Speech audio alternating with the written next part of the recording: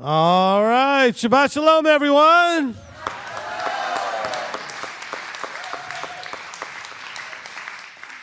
Do not adjust your YouTube. This is not Elder Billy. Okay.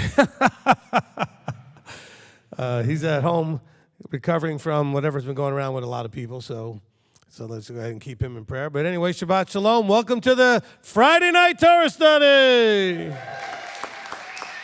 All right, awesome. Okay, so we're going to begin, as always, with our prayer requests and our praise report. So if you're here and you want to line up, go ahead and line up. And if you're on live stream, you can go ahead and start typing those requests and praises into the chat. If you're in the chat, please don't type anything but a praise or prayer at the moment. Let's go ahead and cease the socializing so that the Shamish team can read the reports and the requests that go in. Okay, because if everybody's busy saying Shabbat Shalom to each other, that's a couple of hundred of you, gets to be a little tough to find the actual praises and prayers. All right, we're going to begin here with Ashley.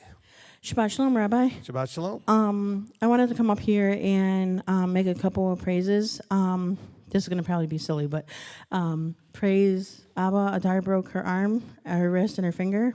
And I say praise because it apparently hasn't affected her at all. So it doesn't slow her down. Somehow we're not surprised. Yeah. And then the second prayer is Agnes. We've been going to a gym, and Agnes has done more progressive work there than the on and off of physical therapy she's had in her entire life. So now she can hop, and she's learning how to run. Awesome. Fantastic. Prayers for me for that, too. Awesome. Yeah, you're going to have to be in big trouble if she starts learning how to run. She gets around pretty good as it is. All right, the brackets.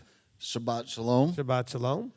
I have to come up here and give Abba praise. He is so amazing, and I can't even begin to describe it. We have put an offer in on a house, and it has been accepted. Awesome. And The kicker to all of it is Abba even saw fit to give it wheelchair ramps. All right. And I guess we can also praise Yah for the beard, because now we can all recognize you again. Because when you shaved it off, nobody knew who in the world you were. Okay. And I can relate, because when I shaved this off, everybody got mad at me and they were upset. Okay. So, Mr. Conabear, John. I have kind of a prayer, because yesterday something happened to me that wasn't expected. Someone stole my wallet and took about $500 out of my checking account. And I can get that back through the bank, so I don't have much of a headache over it. I keep my shalom throughout the whole process, surprisingly. I went to the police, made my reports and all that. So, all in all, it's been an experience. Amen. It might or might not be appropriate to say this at this point, but you know what? As the world has its cyclical, we'll call it, economic ups and downs, when things are in the cyclical down, things like petty crime go up. And so we should have a heightened awareness and preparedness for knowing that that is likely, and be a little bit more careful with our stuff, okay? Because I've seen people in the supermarket, purses, pocketbooks in the shopping cart wide open, wallets wide open, stuff just laying everywhere. Then they walk over and grab stuff off the shelf, can't make up their mind, come back and think it's still going to be there. And surprisingly, most of the time it is. But look, I come from New York City. You're not doing that, okay? You're not doing that. But, some of you are down here in the South, you used to not locking your doors, you used to not locking your car doors, you used to do all these kind of things. Well, you might want to think about a little bit more caution. All right, Mr. John. Shabbat Shalom, Rabbi. Shabbat Shalom. I got a couple of praises. First, I want to praise my brother, Rick Bohe. He pointed out a couple of mistakes I made on the prayer list sheets, and I corrected those and used my background and did it in Excel, so it will never have mistakes again. There you go. The other is I just want to praise Abba, because he has healed a 30-year-old strained relationship with my dad. Awesome. And the reason it came up, he's been showing me some things over the past few months and showing me some patterns in my own life, and that maybe my dad wasn't the person that I was led to believe. And I came to some conclusions and had prayed about it, and it was, and I talked to him about it, and it was 100% correct that the conclusions I came to were right. And so I was lied to about my dad my whole life, and it informed decisions and the person that I tried to be, because I was trying to not be like my father, when in fact I am my father, and that's not a bad thing. Good. So I praise Abba for that. So. I find it incredibly shocking that anybody lied to you about anybody. See, let that be a lesson, though, to everybody, that everybody gets lied about.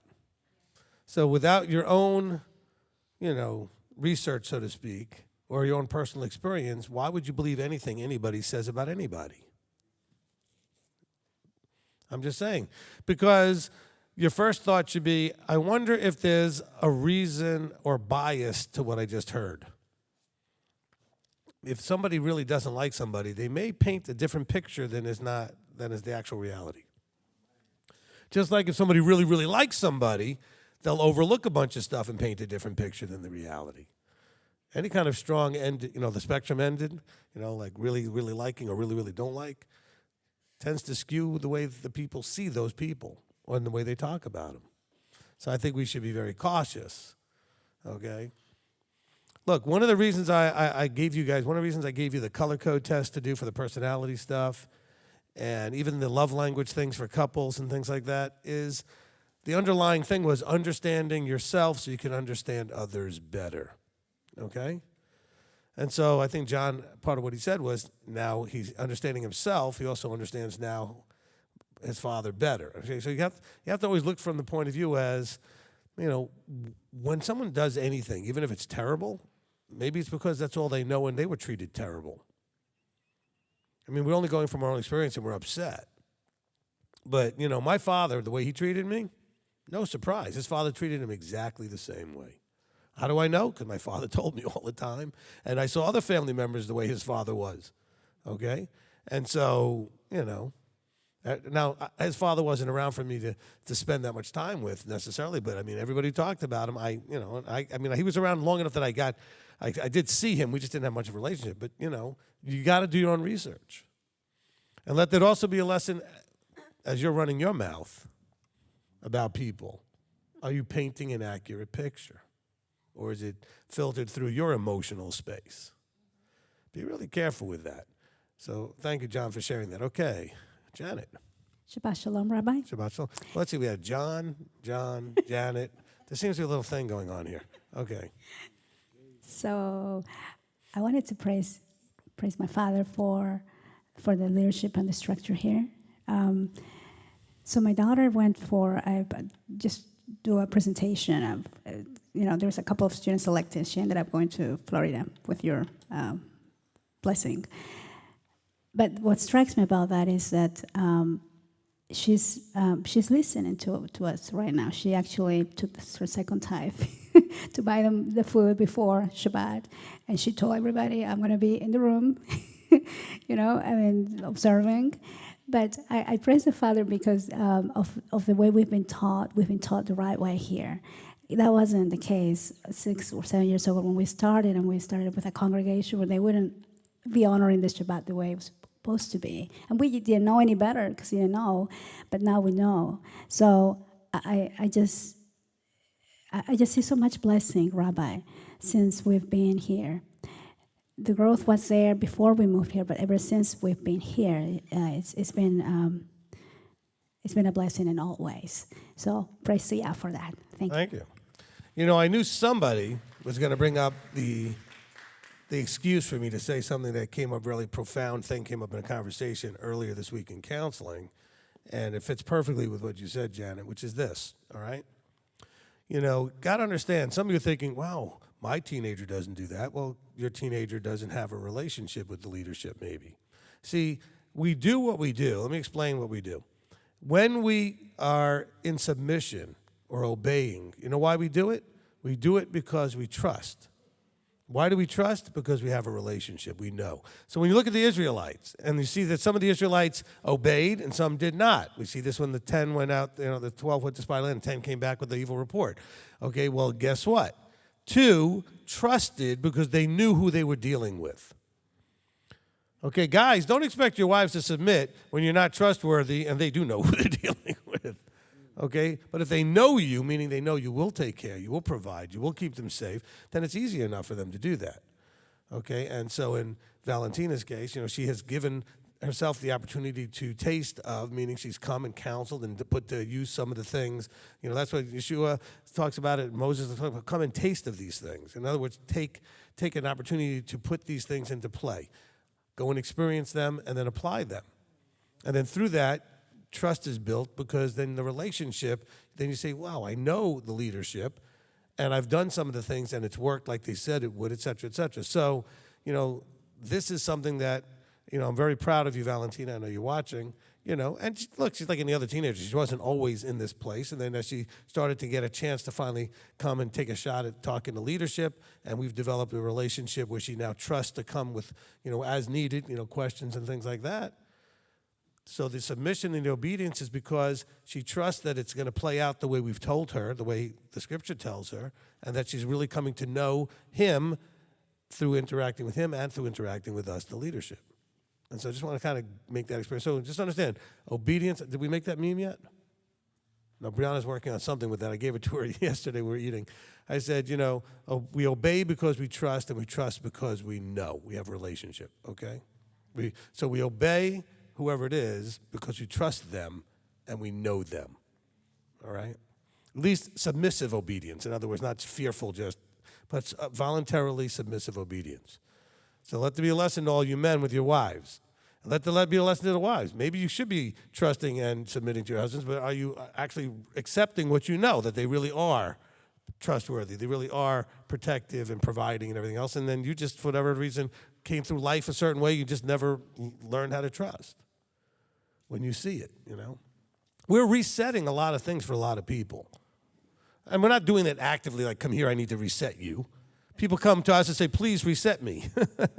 I don't know what it's like to submit to anybody. I don't know what it's like to have a father. I don't know what it's like to have an authority, especially a male authority in my life. I don't know how to do any of these things.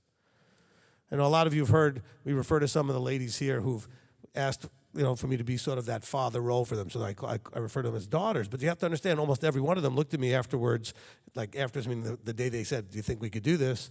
And said, but just by the way, I don't know how to do this. And I said, that's why we're doing this. We're learning how this relationship can work, because you wouldn't need it if you knew how to do it. You understand?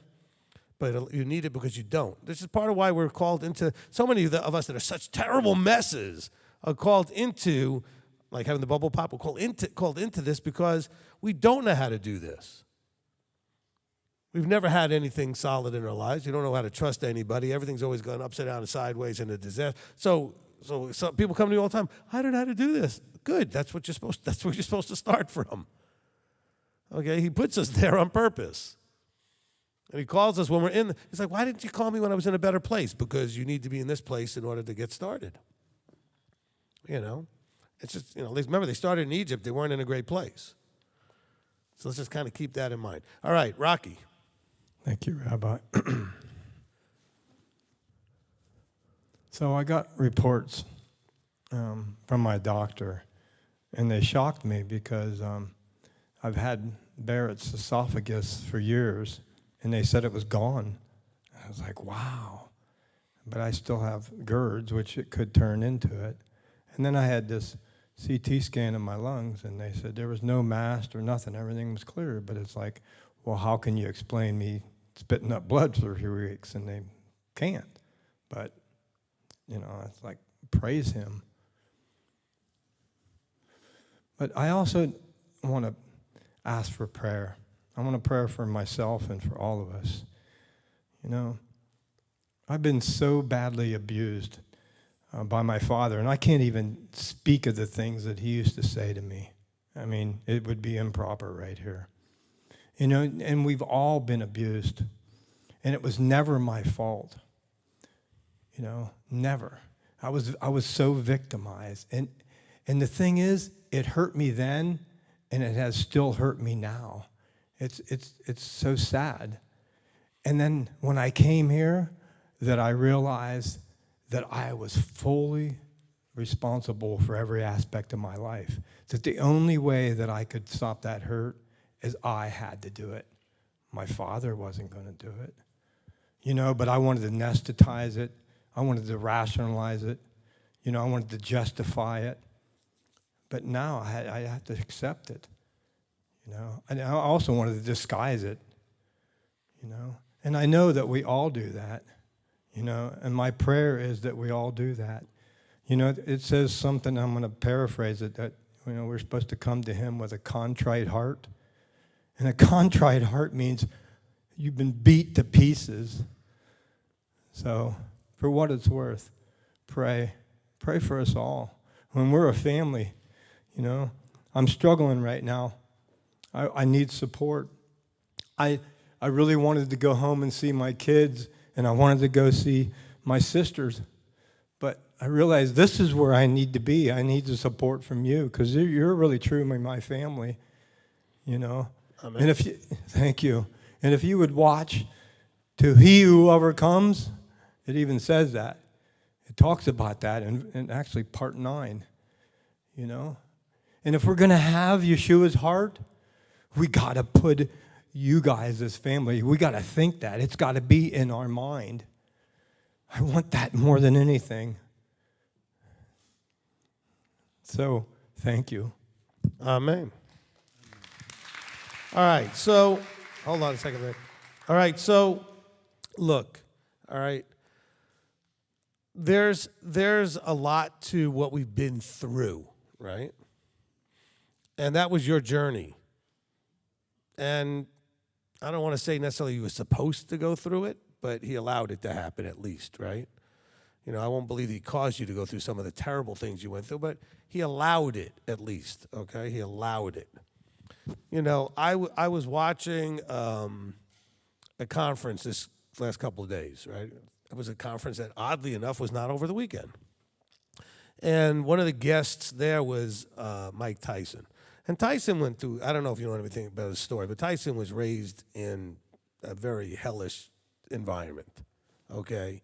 And he told a little bit about that story. But then the interviewer said to him at some point, you know, if you could go back and change any of it, would you change it? And he said, no, because it's part of how I became who I am now. But that's only something you can say if you overcame it. If you took all of the good things that you could have gotten out of it, good meaning you learned to be resilient, you learned to be able to survive. There are things you got out of the terrible experience other than just terrible. But all you tend to do is focus on the terrible. And then you end up in that place that Rocky, it's one of the worst places you can be, where Rocky said you end up as a victim. Okay? And so those who have accomplished so many amazing things were all in a position where they were victims at some point, and they found a way to stop being a victim. Because even when nothing's happening to you, it's hard to stop thinking and feeling and acting like one, because you got so used to doing it when you actually were being victimized, even though the things have stopped. And so, Abba put us all here, and I've said we're all the walking wounded. We're all broken, damaged, beat up, everything, right? And so he wants us to show what we have, what's in you, not what was done to you, what's in you. Okay, we spend most of our life looking for an outside something to fix things, and we blame everything bad on the outside things that were done to us. So it's either things that were done to, and then we're looking for things to be done for, instead of looking inside and saying, I can. I can. I know you Christians hate when I say that stuff because, you can't be relying on yourself. He wants you to rely on yourself, but rely on yourself to do things his way. Rely on yourself to trust him. Rely on yourself to be submitted to his authority, but rely on yourself to do the actual doing. Okay? And changing and transforming. Okay? He is not going to transform you into him. You have to. And you can't do that if you're going to stay in the victim place. And like I said, I've heard as horrific a story as anybody's ever heard from, lots of them, I've heard lots and lots of these terrible things, lots of which was at least as bad, if not worse, than whatever you're going through. And I'm not minimizing what you went through. I've heard some really horrific things, okay? And yet, I've seen some amazing things that came out of those places when a person was willing to recognize that it's not happening anymore, and I can make choices on my own now and become whoever I want to become, including becoming Messiah-like. But you're not going to get there until you realize that you're not the person that had things all done to you, the person you choose to be right now. The person you choose to become in the future, not the person that was kind of molded by society and the world and family up to the point that you actually were now living on your own, and then, unfortunately, you probably didn't change your mindset. Let this mind be in you.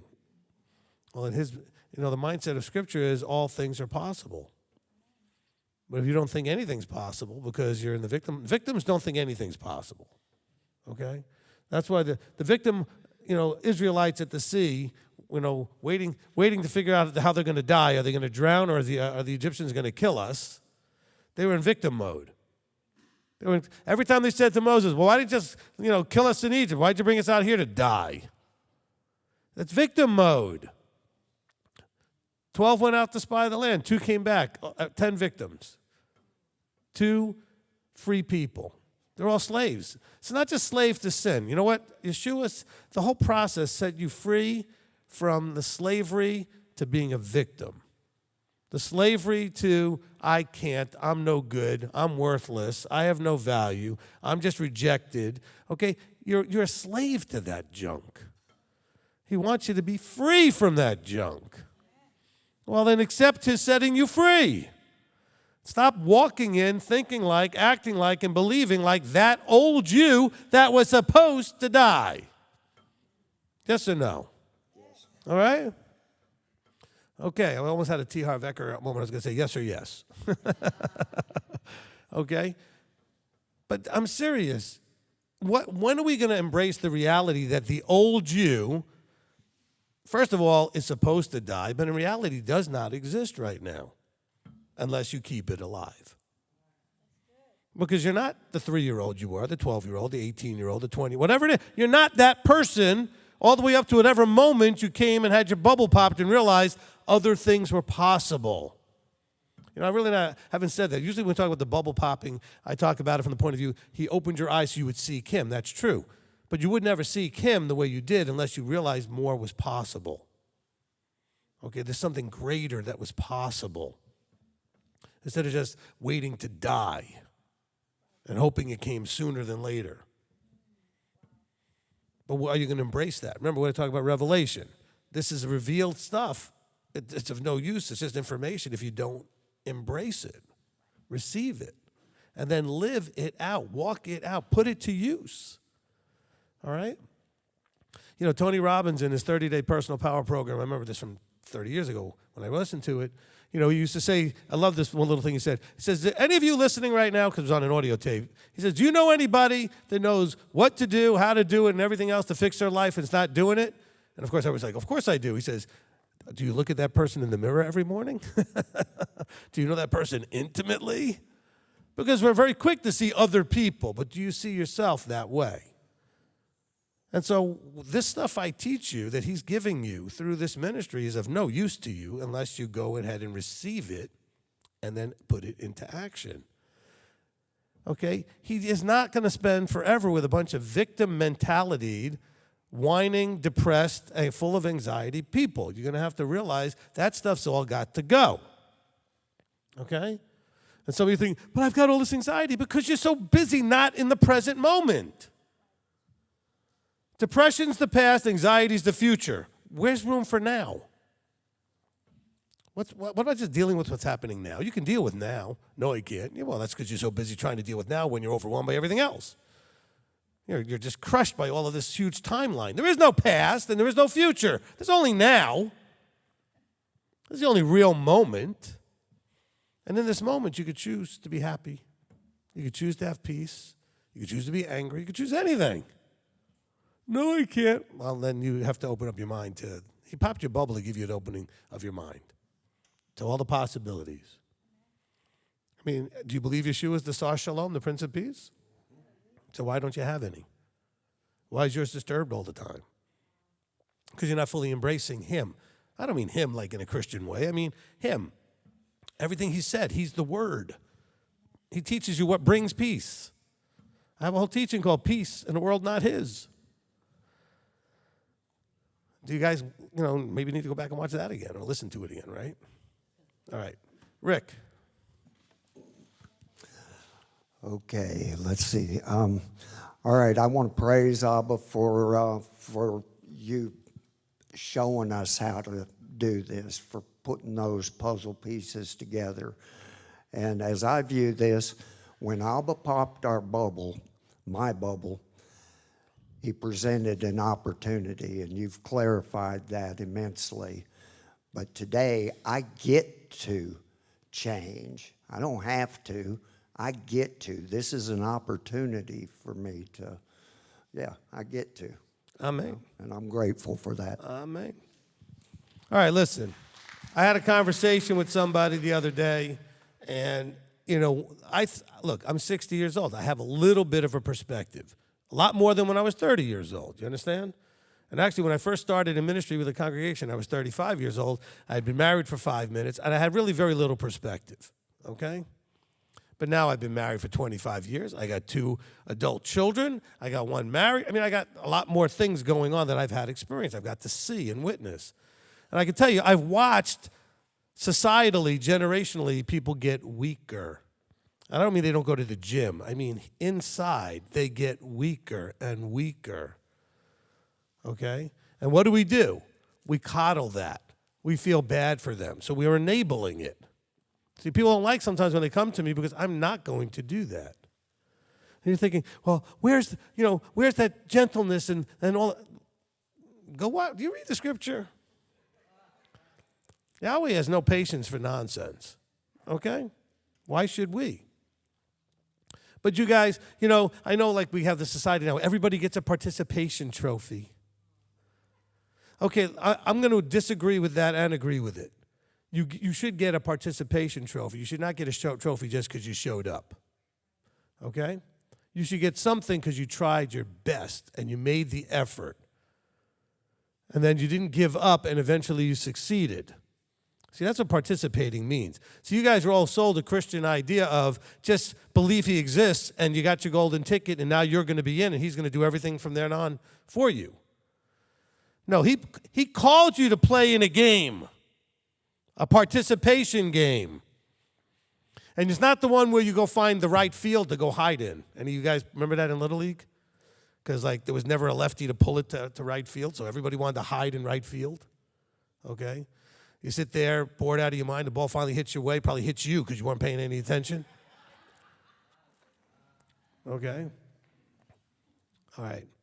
Old group called Peter, Paul, and Mary wrote a great song called Right Field.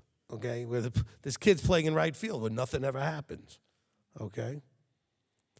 But this is, everybody is putting in the full effort. Everybody's part matters. Everybody's not. So you watch a football game, there's one quarterback, and maybe he hands the ball to somebody or throws it to somebody. Everybody else is doing the things that are necessary, but they're not as, profound. Everything you do is important if you're participating. Okay? When you see that person get a touchdown, the person blocking, the person doing this, everybody made the difference in that play. But you're all part of this. And it needs you to grow strong. If you've ever done anything competitively, you know who wins? The one who's strongest. Here. Okay? It's the mental game. Okay? Look, I just recently, I should say recently, again started bowling. I mean, I had given that up as I was a kid. I started bowling again. You know what I never learned when I was bowling when I was younger? And I played in leagues and stuff when I was a young teenager into my late teens. I didn't understand oil patterns. I didn't understand different types of balls because I only had one type back then, okay? They didn't have different types of balls. And so it's a very cerebral game. Everything that has any kind of a winner and a loser thing, there's a lot to the head game of it. It's mostly mental. Guess what? Getting into the kingdom is the same thing. It's mostly mental.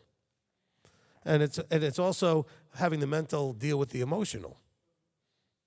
See, but you came from a place where it was mostly emotional. The whole church thing wants you to be emotional. It is mostly an emotionally driven thing. You got to admit it, it's true, you know it. Okay? I'm not telling you not to be emotional, but the emotion should be a fruit of something you did mentally. Okay? Someone's like, well, where's the spiritual side? The spiritual side is what you mentally choose to do. Okay? Because it takes a strong mind. Paul didn't say, let the spirit that's in Yeshua be in you. He says, let this mind be in you. That was in Yeshua. Anybody picture a stronger mind? Okay? But a lot of us have become very weak-minded, which makes us susceptible for all kinds of negative influences by other people and everything else, which is why we care so much about what everybody thinks. That is the most dumb thing there is. Okay? You know who you should care about? Only people that care about you. Okay? If you do not have a relationship worthy of a comment, you should look up and say, I'm sorry, but you certainly don't know me well enough to make that comment. Or actually, you certainly don't know me well enough for me to care about what you just said. Okay? I said, that's the way you feel, that's fine. I don't know what you're hoping I'm going to react with, but I don't know you. I have no relationship with you, so therefore I could care less what you just said. Okay? My daughter has asked me this in the past. I've mentioned it. She looks at me sometimes because she's with the social media, all these negative things that are said. She said to me, doesn't that hurt your feelings? Doesn't it? I said, no. She's like, how? I said, because I don't have I don't care what they think. All right? By the way, I don't care about all the ones that tell me I'm great who I have no relationship with. Okay? Good or bad, why would I care? What I care about is those who I have a relationship with, and they're telling me, thank you, what you gave me worked. Thank you, what you taught me worked. Thank you for being the leader I needed you to be, the representative, even with the kicking me in the teeth and stepping on my toes, whatever it was that you needed at the time. Those are the comments that matter to me. Which say some of you are weak. And because you're weak, everybody says anything bothers you. And you're all worried about what people are going to think about everything you do. Can I promise you that most people aren't thinking about anything you do, could care less about you? Well, what are people going to think? Why? First of all, why would you care? Second of all, they don't think. They're not thinking. And more than that, they're not thinking about you. People are way too selfish to care about you. Okay? I mean, what world do you live in? The world I live in, that's just too busy thinking of their own stuff and their own noise in their own head. And then filtering that pain into then pointing it at you. Stop that. You got to stop that. All right. Listen, I'm not teaching today as officially as I normally do, so I got a mic, and so that's the dangerous part. Once upon a time, there was a thing on Hebrew Nation Radio called the Torah Teacher Roundtable. I have no idea if they still do it, right? And Hebrew Nation Radio is not even a radio station anymore, but it does virtually online. I think it still exists. I think I'm on it twice a day, okay? Some of the older teachings are on there. I don't know. I haven't given them anything new in so long. They just keep recycling the heart of the matter or something like that. So, okay?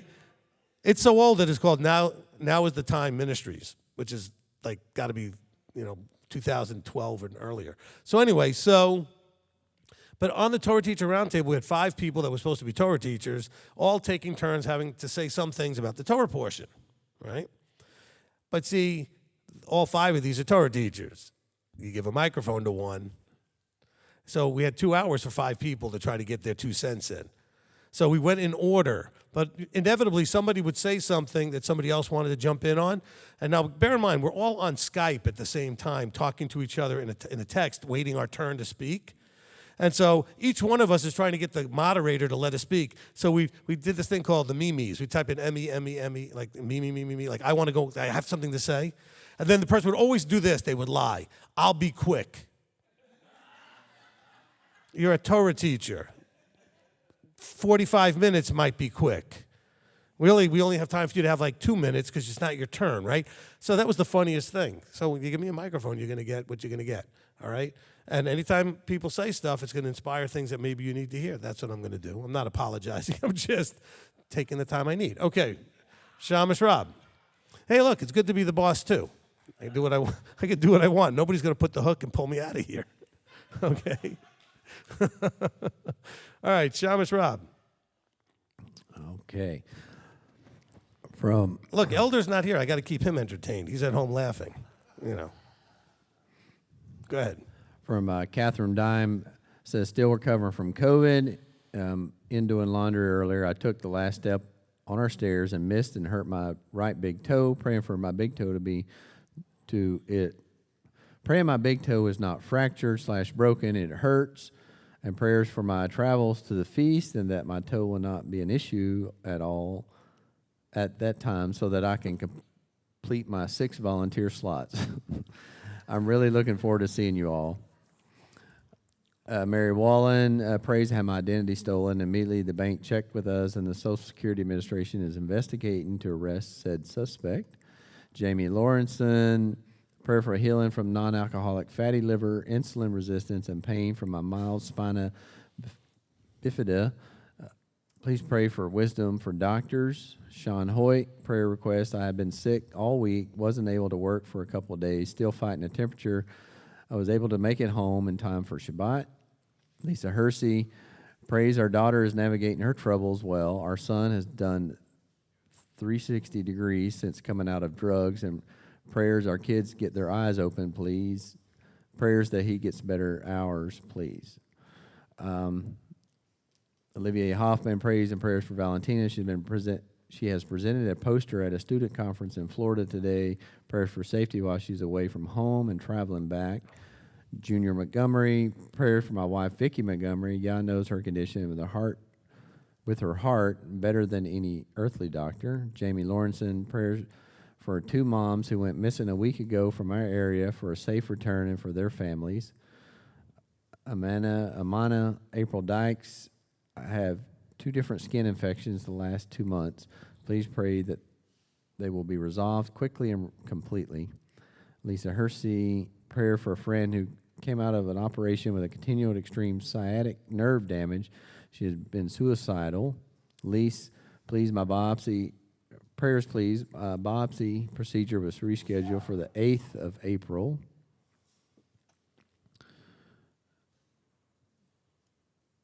We've had several unspoken. We have some travel mercies for people traveling for upcoming feasts. Just some general prayers for just healings, family healings. And that is it. That's all I have for urgents right now. All right, amen. Fantastic. Okay, so we want to continue to pray for all those that have asked for prayer during the week. We get a lot of phone calls. We do counsel a lot of people, so we have a lot of situations we're praying about. We've also had a lot of people with some overcoming and victories and those kind of things as well that we want to praise Yah for. All right, so we're going to go ahead and open up. If you'll all rise, we'll be opened up by Mr. Jeremy Troyer.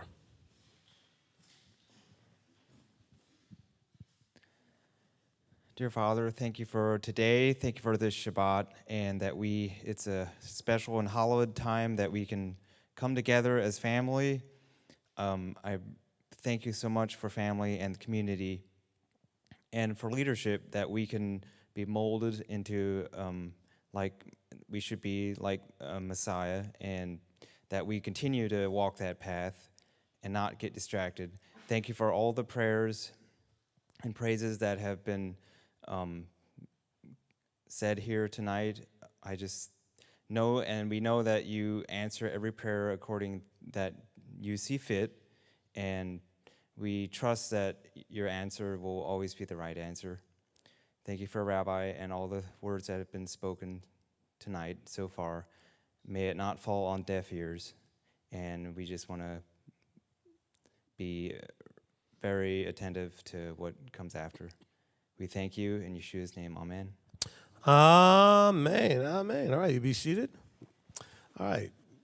So we're going to bring up Rebbitzin, and we're going to be doing, this is her last time doing it for this round of Torah portion, so very good job. And I'll get the mic set up for her in a second, and she's going to run us through Parashat Shemini. What does Shemini mean? 8th. Okay, it's Leviticus 9:1 through 11:47. Okay, so there are some things that deal with the temple, and of course, we should all know that this is going to deal also in chapter 11 with kashrut, right? Okay, you got some great pictures. You'll be able to really understand everything. So here we go. Let me go ahead and set her up with the mic, and then we'll get started.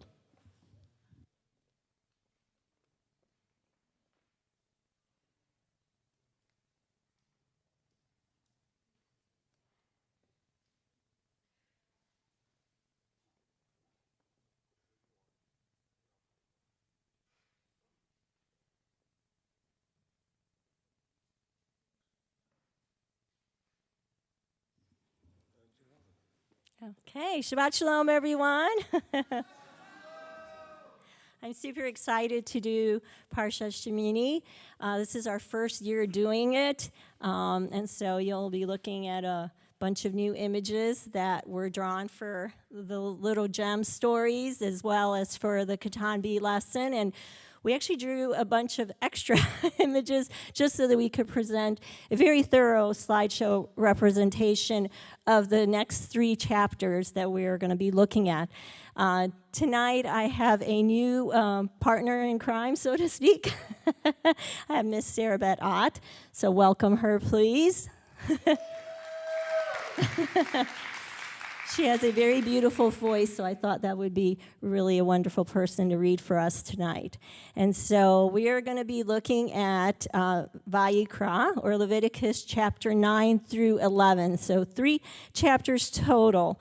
And as Rabbi said, Shemini means 8th, and that's spelled E-I-G-H-T-H, because Shemini is number 8. So this is the 8th, because the chapter 9 is about an event that happened on the 8th day. We had looked at the 7 days of ordination for the priesthood. There was a separate day after that, and we all know that the number 8 coincides with new beginnings. So there's a new beginning happening. The priesthood has been installed, and there's some things they need to do. And so we're going to look at that right now. So here we go.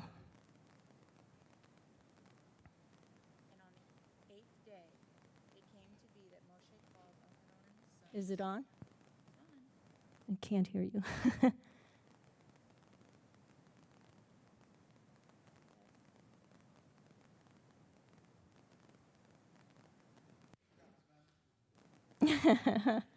Ben to the rescue. I hear something.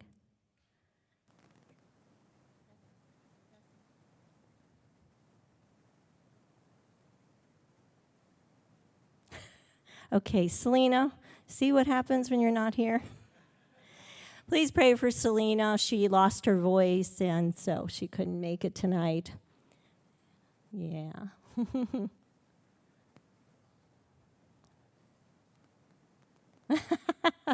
Welcome to my world.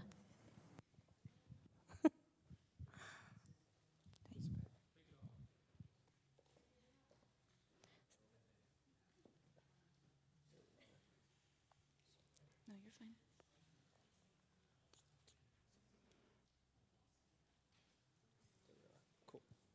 Take 2.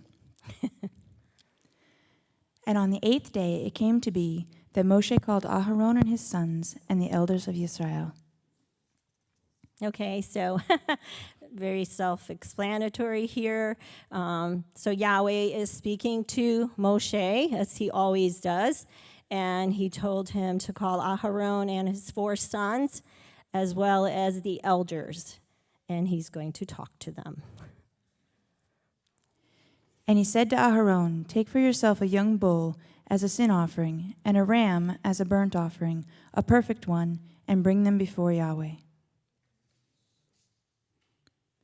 And speak to the children of Israel, saying, take a male goat as a sin offering, and a calf and a lamb, both a year old, perfect ones, as a burnt offering, and a bull and a ram as a peace offerings, to slaughter before Yahweh, and a grain offering mixed with oil.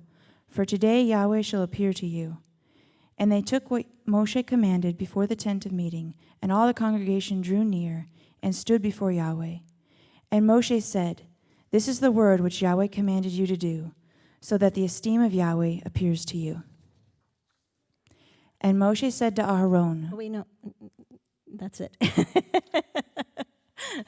Okay, so in verses 3 through 6, going back to verse 2, Aharon was to bring 2 animals, one for a sin offering, which is a bull, a young bull, and then a ram, and the ram was for the burnt offering, okay?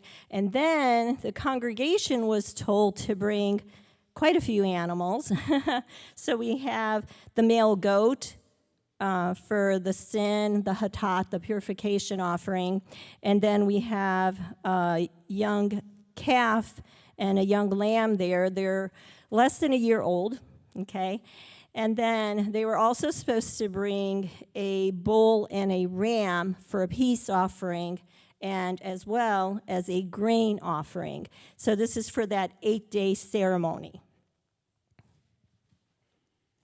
And Moshe said to Aharon, go to the altar and prepare your sin offering and your burnt offering, and make atonement for yourself and for the people, and make the offering of the people and make atonement for them, as Yahweh has commanded.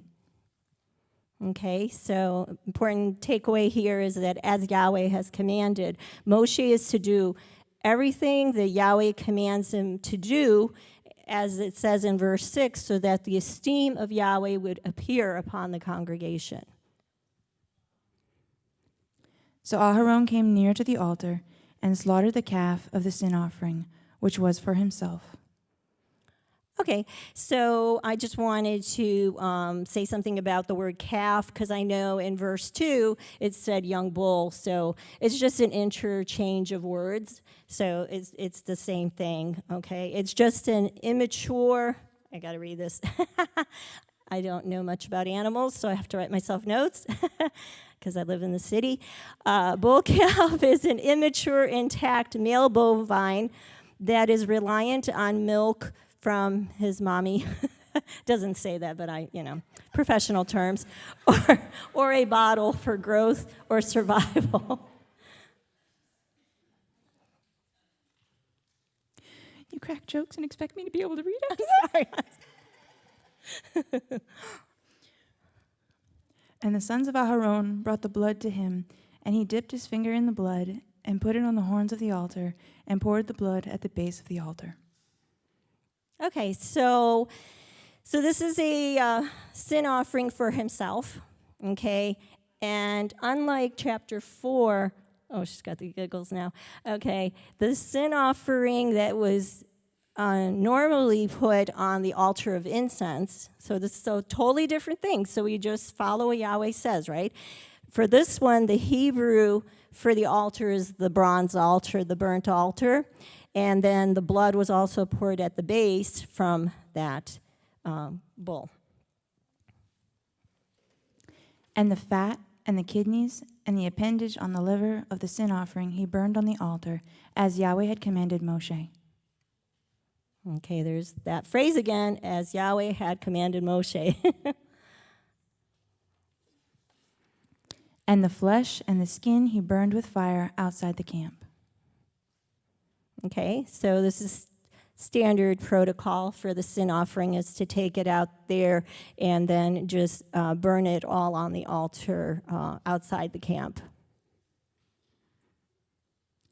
And he slaughtered the burnt offering, and the sons of Aharon presented to him the blood, which he sprinkled on the altar all around. Okay, so for this burnt offering that Aharon was to perform, it was a ram, and then the children of Aharon brought the blood from the ram that was killed, and then he sprinkled the blood on this bronze altar, unlike the sin offering where he put it on the horns, and then he also poured it at the base. And they presented the burnt offering to him with its pieces and head, and he burned them on the altar. And he washed the entrails and the legs, and burned them with the burnt offering on the altar. Okay, so again, this is all the things we learned in chapter 1 for the burnt offering. This was the process. And so here, unlike chapter 8 and Exodus 29, Aharon is doing the work here. It's not Moshe. It's all Aharon doing it for himself, according to what Moshe told him to do through Yahweh. And he brought the people's offering, and took the goat, which was the sin offering for the people, and slaughtered it, and made a sin offering like the first one. Okay, so now Aharon has done his 2 offerings, and he's moving on to doing the offerings for the congregation, so that the esteem of Yahweh comes upon them. And so we have this really adorable goat here that he is about to slaughter for the sin offering. So I'll get into more about that goat and him being a sin offering later. And he brought the burnt offering and made it according to the right ruling. Okay, so there we go. The burnt offering here is the 2 animals, that young calf, and then the little lammy there. What can I say? I'm from the city, okay? He also brought the grain offering and filled his hand with it and burned it on the altar, besides the burnt offering of the morning. Okay, so here we go. The pylon of the burnt offering, and then the grain offering is offered on there too for the people. And he slaughtered the bull and the ram as peace offerings, which were for the people. And Aharon's sons presented to him the blood, which he sprinkled on the altar all around. Okay, so we moved on to the peace offering here, and the visual there is the bull and the ram, and then the blood is sprinkled on the altar, and the sons helped by bringing the blood to him so that he could do that. And the peace offering details are in chapter 3. And the fat from the bull and the ram, the fat tail, and the covering, and the kidneys, and the appendage on the liver, and they placed the fat on the breasts, and he burned the fat on the altar.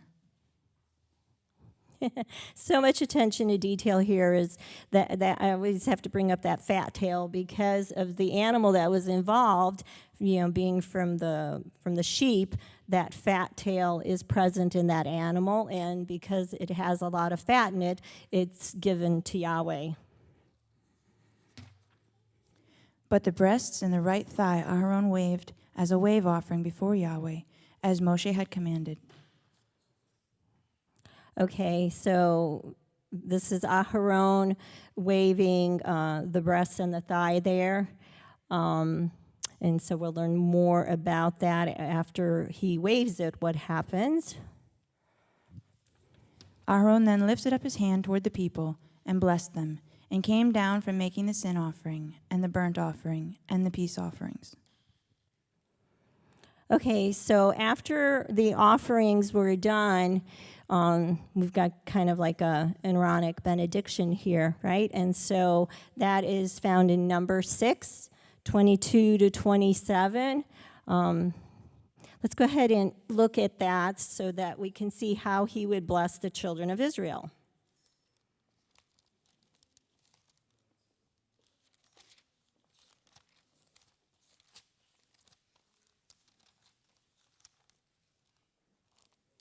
Okay, I'm going to go ahead and read that.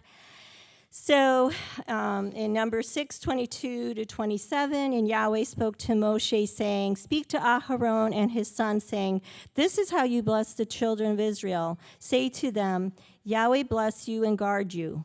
Yahweh make his face shine upon you and show favor to you. Yahweh lift up his face upon you and give you peace. Thus you shall put my name on the children of Israel, and I myself shall bless them." So when Aharon is doing this, it's actually coming from Yahweh that he is blessing the children of Israel.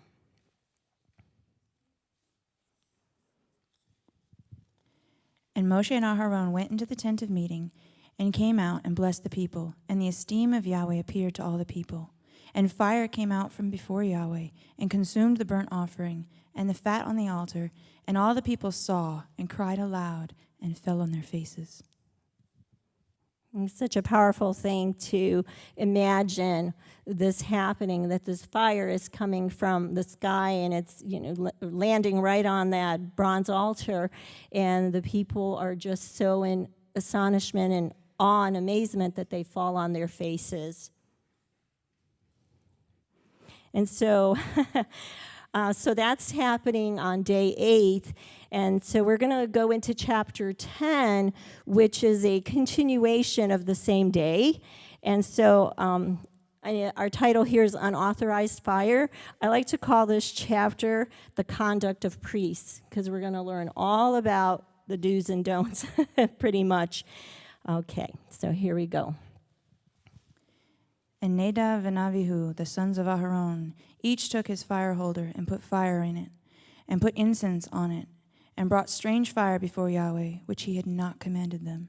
And fire came out from Yahweh, and consumed them, and they died before Yahweh. Okay, a lot happening in this one verse here. So Nadab and Abihu who are the eldest sons of Aharon, the high priest, are doing this this ritual, but were they commanded to do it? Does it say anywhere that Yahweh told Moshe to tell them to do this? No. Okay, so this is an unauthorized fire. They did not have clearance. They didn't show their badges to come in and do this. No, seriously, this is a really sad event because here they had just been ordained. 7 days, they were at this thing with Yahweh, and here they mess up. They mess up, they do something, they didn't get permission. I'm sure none of you, children of Israel, have done that, right? I thought so. So the interesting thing here is I did a little research, and in Scripture it says that Nadab and Abihu never had any children. So now it's just up to Ithamar and Eleazar to keep it going, right? So pretty much here, they just did this of their own accord. Why they did it, there's speculation, and I can talk about that a little later on when we look at some other verses. But if we look back at Exodus 30, verses 1 through 9, and it talks about the incense altar, it actually says that Aharon shall burn incense on it. Okay, it doesn't mention his children in those verses at all. So here's a boo-boo. I mean, maybe they were excited. Maybe they just, got full of themselves. Who knows really 100%? The point here is that they did something they were not commanded to do. And fire came out from Yahweh and consumed them, and they died before Yahweh. I love this drawing. Here's this fire just coming down upon them. I mean, that's it. From verse 1 to verse 2, it's over for them. Okay, do we think about things when we do actions?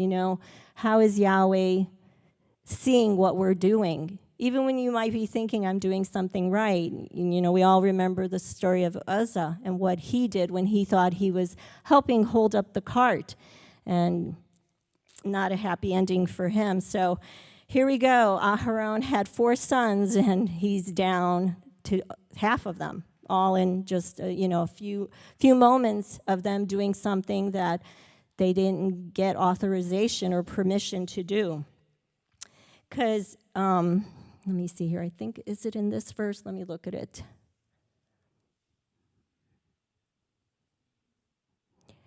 In a lot of the verses where Moshe was doing the things that we see him doing, it always says that he did it as Yahweh had commanded him.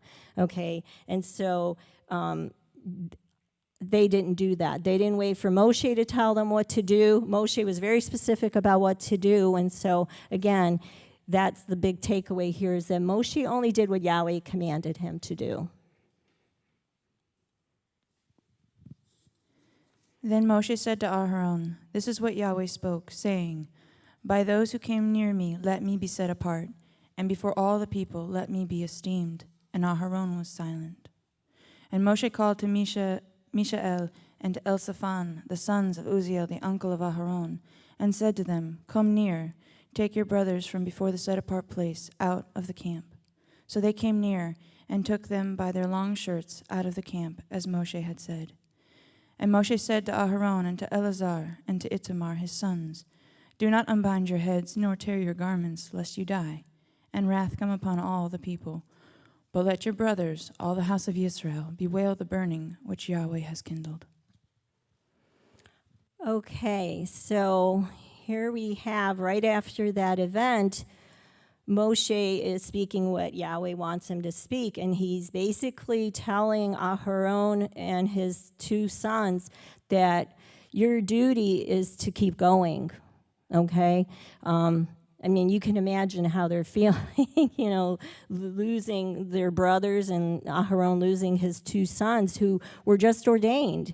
And, they were supposed to do the duty of the tabernacle. And so now Moshe is just very, very direct with them. He's like, you have to keep doing your duty. And if you mourn them, you might die. So you guys just better not mess this up, because Yahweh will keep going, right? And so, a lot of people may be thinking, wow, there was no mourning. The mourning that Moshe commanded them to do was to feel sad for what happened, that the children of Israel should be like crying over the fact that, man, these guys were supposed to do right, and they didn't, okay? And so Aharon's brothers' children were sent in to take them out of the camp, and these are the Levites. So you could see here the Levites are coming in.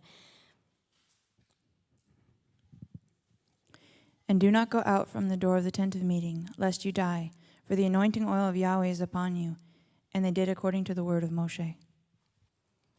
Okay, so important thing here is that they did do it. I can't imagine how difficult that must have been.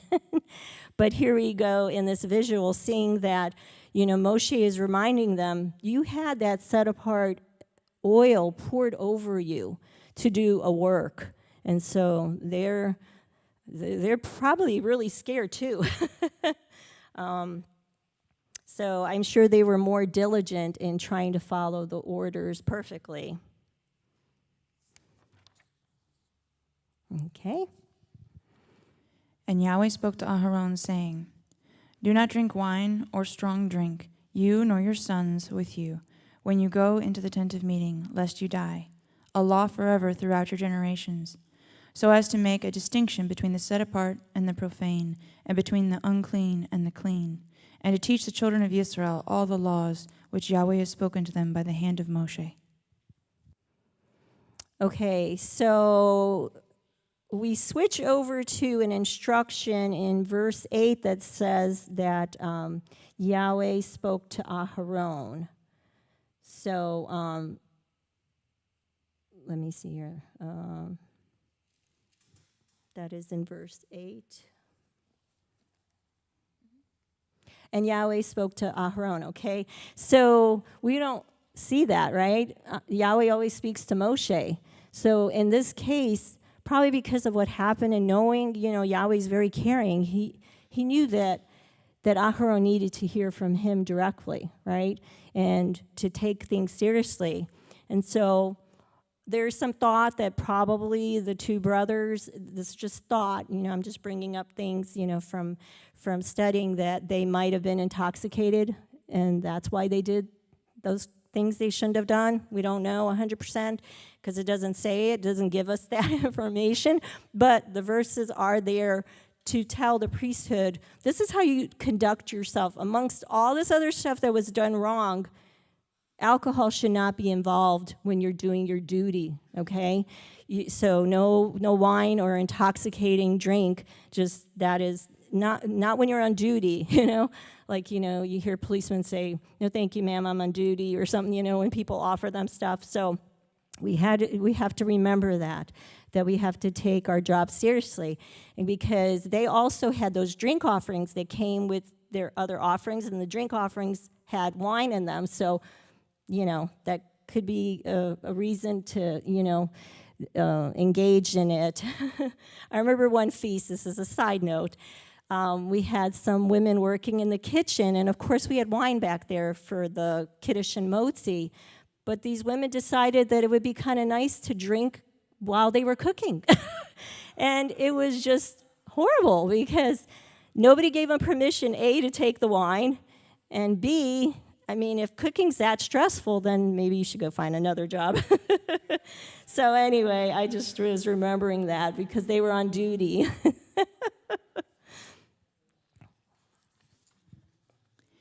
And Moshe spoke to Aharon and to Eleazar and Tamar, his sons who were left. Take the grain offering that is left over from the offerings made by fire to Yahweh, and eat it without leaven beside the altar, for it is most set apart. And you shall eat it in a set-apart place, because it is yours by law, and your sons by law, of the offerings made by fire to Yahweh. For so I have been commanded. Okay, so Moshe is talking to the sons that are left over and reminding them that, okay, the leftover bread from the peace offerings, you are allowed to eat that, from the grain offering, that is reserved for you. If we go to Leviticus 2:10, when it's talking about the grain offering that is unleavened, it says, and the rest of the grain offering is for Aharon and his sons, most set apart of the offerings to Yahweh made by fire.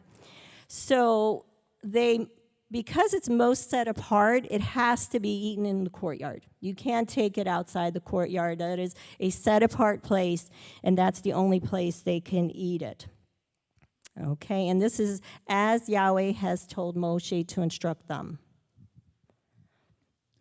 And the breast of the wave offering and the thigh of the contribution you eat in a clean place, you and your sons and your daughters with you, for they are yours by law and your sons by law, which are given from the slaughterings of peace offerings of the children of Israel. Okay, so let me digress here to the previous chapter slide. So this was the grain offering. I might have said peace offering because sometimes the grain offering was a part of it, but this is for the grain offering. It is eaten in the courtyard.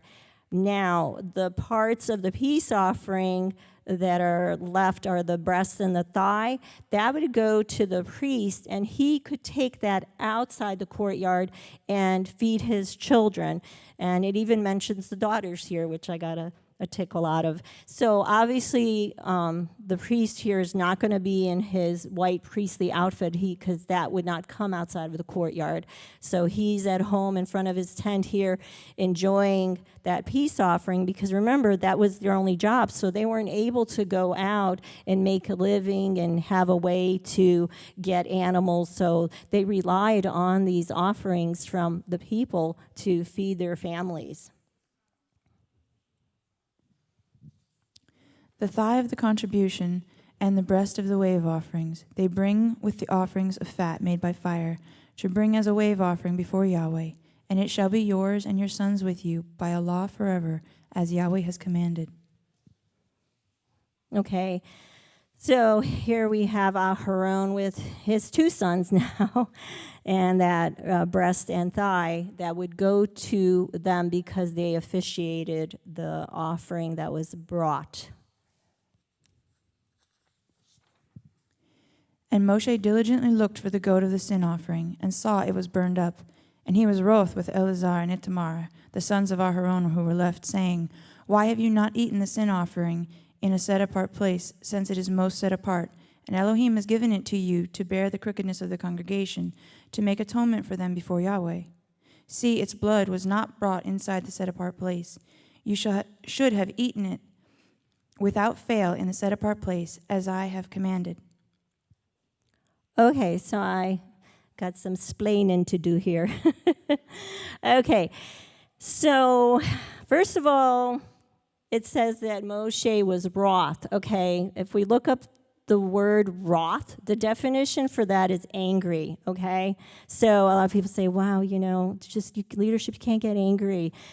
Okay, this is Moshe. He was wroth. Okay, this is a big word, and he was angry with them. Why was he angry with them?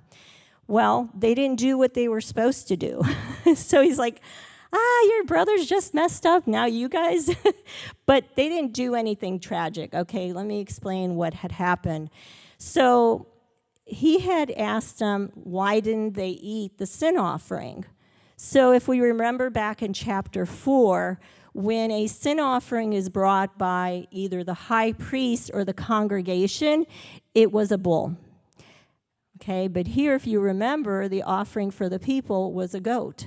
So that's a little bit different, but Yahweh said to do it, so they did it, right?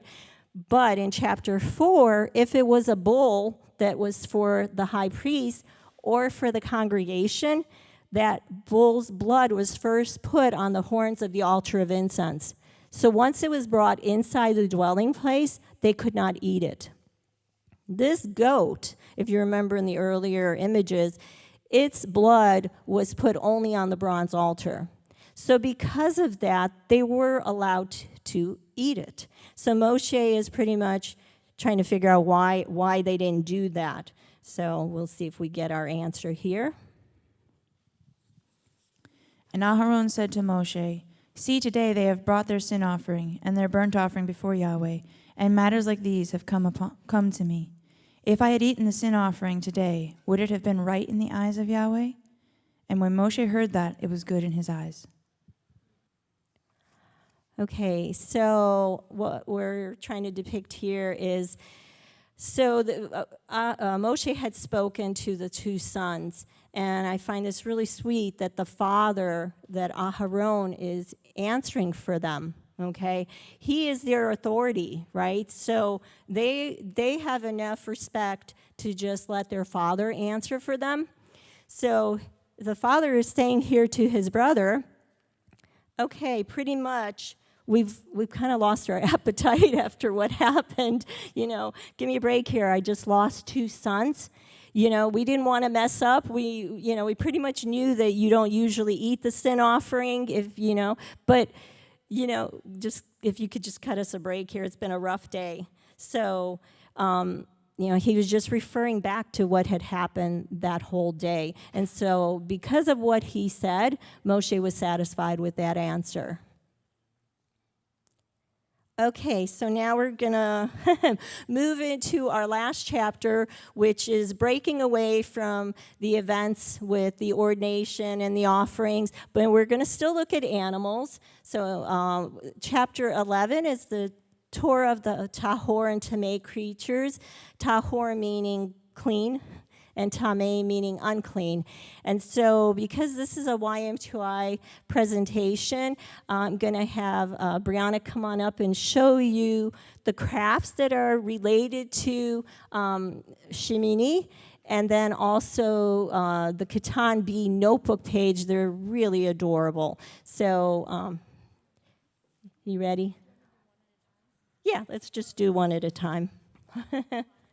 Yeah, we'll start with Katane. So we have these animals that represent the clean and unclean.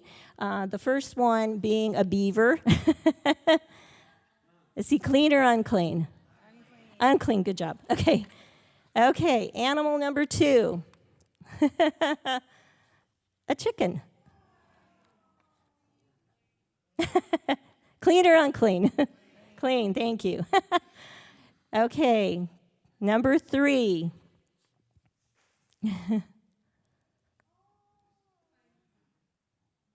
That's a cow. Yeah, so yes, clean or unclean, clean. What's the cow doing? Chewing cud, yes. So cute. So by the way, Vera drew all these, okay? She did an amazing job.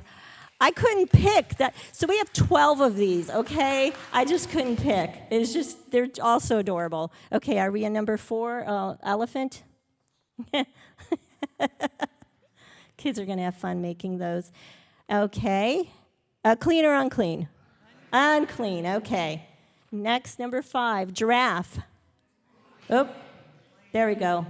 Clean or unclean? Oh, wow, there's 2 opposing thoughts. Okay, I'll give you the answer later. It's in the slideshow. Okay, next, we have a little lamb. I know you all know the answer to that one. Clean. What? What happened?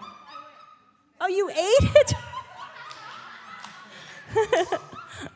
Kids are laughing. Okay, next we have a monkey. Monkey see, monkey do. So cute. Clean or unclean? Okay, good. Okay, we're still divided on the giraffe. Okay. All right, next we have sea creature. Unclean, yes, an octopus. So adorable with the bubbles. Tiny bubbles. Sorry.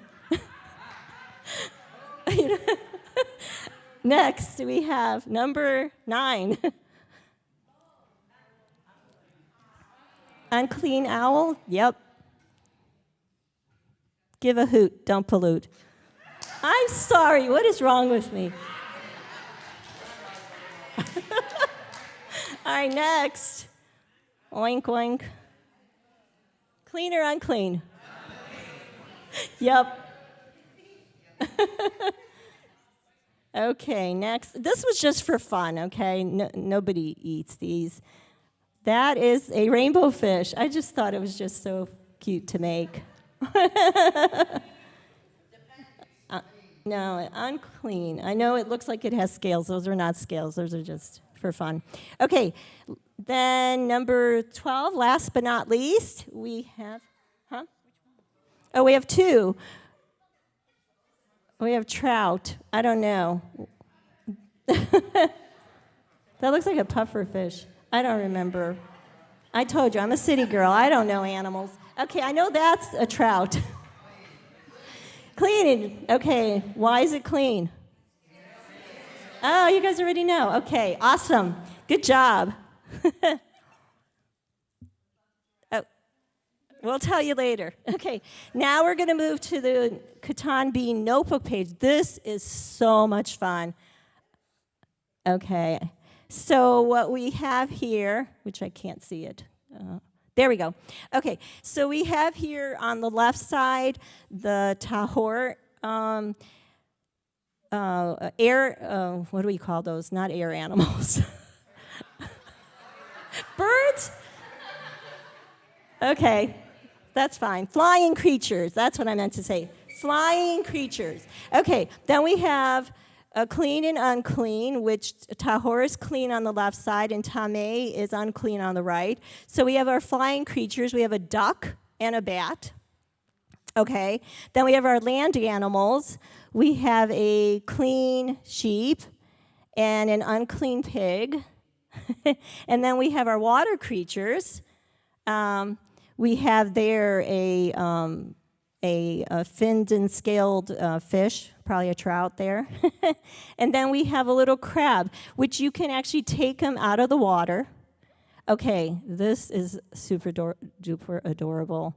Again, these are all things that Vera helped us make. So the pinchers actually pinch. Yep. And that could be fun to make tomorrow, children. Yep. All right. So that's our MTOI crafts and notebook page. So I love it. All right. So we will read chapter 11, verses 1 through 2. And Yahweh spoke to Moshe and to Aharon, saying to them, Speak to the children of Israel, saying, These are the living creatures which you do eat among all the beasts that are on the earth. Okay, so first we're going to look at the creatures that we can eat. So this is looking at kashrut, or, kosher, what's kosher. Actually, what is food versus non-food, okay? That's like the best way to put it is, what is made to be food and what isn't? Okay, here we go. Lots of fun slides. Whatever has a split hoof completely divided, chewing the cud among the beasts, that you do eat. Okay, so here is verse 3 giving us the parameters for eating a clean land animal. It has to have a hoof that is completely split, and it has to do this thing called chewing its cud. All right, I don't know about you, but I had to really, really look that up to explain this 100%. We all think we know what things mean, okay? So... okay, so what is chewing the cud? Okay, they are animals that are called ruminants. So what they do is they ruminate their food. So they have like separate stomach chambers, usually 3 or 4, actually. You would think it's just 2, but it's 3 or 4. And these are animals such as cows, sheep, deer, camels. No camels? Why did I write down camel? Oh, I can't even read my writing. This is because these are the glasses for far away. Okay, so we have these animals here on this drawing that depict most of the clean animals that you would eat. So you would have a bull or a cow. You would have an antelope here, a deer, a ram, and then you have your goat here and your mountain goat. And so these animals all have chambers in their stomach where they will chew the plant and then bring it back up in their mouth and chew it again. Okay, so it's just a really interesting thing that Yahweh designed for the animals that we are able to eat. Okay, so so when I look at these pictures, I can't help but think about the antelope and the deer playing. You know that song where the deer and the antelope play. So these are the animals that are clean, that are land animals that you can eat. And I'm sure there's other ones, but we just couldn't draw every single one here that has a split hoof and chews the cud. But these are like the ones that you normally would eat.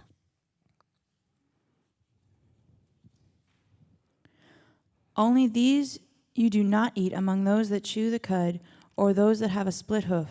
The camel, because it chews the cud but does not have a split hoof, it is unclean to you. And the rabbit, because it chews the cud but does not have a split hoof, it is unclean to you.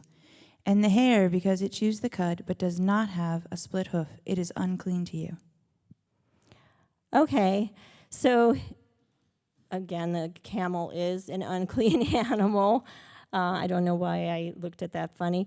Okay, so these animals have one of the parameters, okay? They don't have both, so that's why you wouldn't eat them. But I believe that the reason Yahweh mentions these particular three is because they probably were animals around them that were in abundance and that you could easily find to kill, and he just wanted to let them know, no, these are not for you to eat. And the pig, though it has a split hoof, completely divided, yet does not chew the cud, it is unclean to you. Okay, so a very popular meat is the pig, but it may have that split hoof that is completely divided, but since it doesn't chew the cud, you know, it doesn't have the different stomach chambers, it is not food for the children of Israel. I also wanted to ask, does anybody remember where else in the Torah clean and unclean is discussed? Where else? Deuteronomy what? 14, yes, correct. Okay, so in there it lists some things that are similar, and I'll list one area where they give one extra information that is not given in Leviticus 11, but Leviticus 11 is where the bulk of the information is. But as a second witness, you can go to Deuteronomy 14. Their flesh you do not eat, and their carcasses you do not touch. They are unclean to you. Okay, so what is a carcass? It's just the dead body of an animal. Okay, so I wanted to point out that Samson had touched a carcass, and he scooped out the honey, and he brought it to his parents to eat. He didn't tell them that he had done that. He hid that from them, but that was no bueno, that he shouldn't have done that, especially because he was a Nazarite. You know, he had this vow that he was to uphold his whole life, and so he was not doing correctly. So, you know, like they say, a good man is hard to find.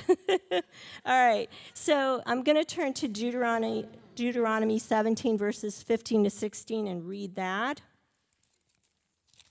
If you want to follow along, you can.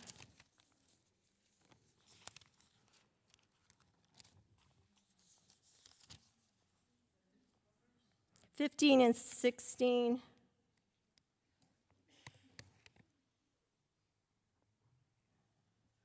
Am I in the right chapter? Let's see. Wow, I wrote this down wrong. What's that? Rabbi used to always have to have one verse that he wrote wrong. Yeah. I don't know why I wrote this down wrong. And I think it was because I was looking at many different chapters. Okay, so I don't know where I was going to go. Let me see if it's Deuteronomy 7, just to make sure here. It's not. I apologize. I'm going to have to figure out why I wrote that down incorrectly. Yeah, I wrote it down twice. Okay, so we will skip that for tonight. Next year, it'll be better. This is my first time doing this Torah portion, so we'll get it. What's that? 12? I meant to write, let's see.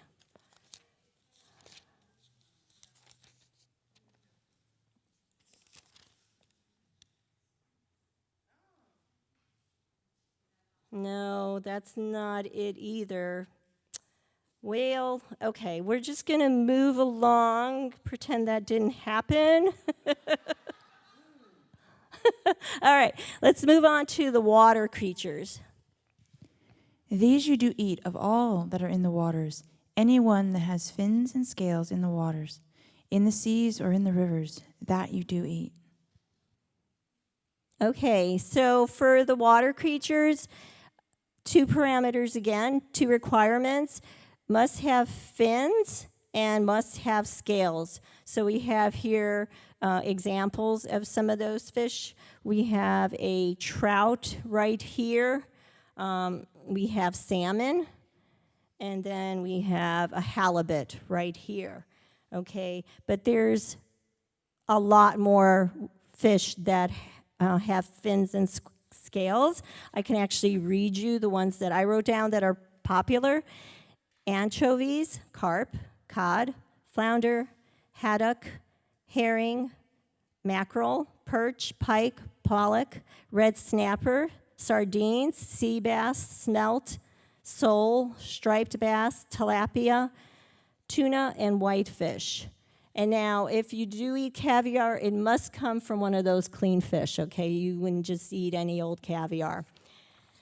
Because, we eat caviar every day. All right, so that is the requirements for the clean water creatures. But all that have not fins and scales in the seas and in the rivers, all that move in the waters, or any living creature which is in the waters, they are an abomination to you. They are an abomination to you, for their flesh you do not eat, and their carcasses you abominate. All that have not fins or scales in the waters is an abomination to you. Okay, so we've got this word abomination. So he abominates that. It means don't even. So funny story. I used to be a dental hygienist, and sometimes I would temp for these agencies, and they would call me sometimes last minute because a hygienist was sick.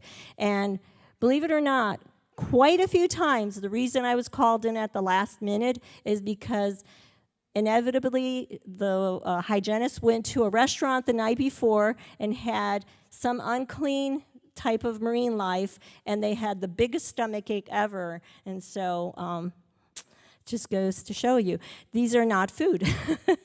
They're not meant to be eaten. So what's interesting is that I research the types of animals that Yahweh does not want us to eat, and they're called mostly arthropods. And so crustacean marine life is a type of arthropod, and none of those can be eaten. Okay, so we got here our shrimp, which people eat, octopus, which people eat, catfish, I know, very popular, sea turtles, and a crab we have here. So what most of these marine life have in common is that they live at the bottom of the ocean floors, and so they clean up the waters. That's their job. So they have a job to do, but it's not to feed us.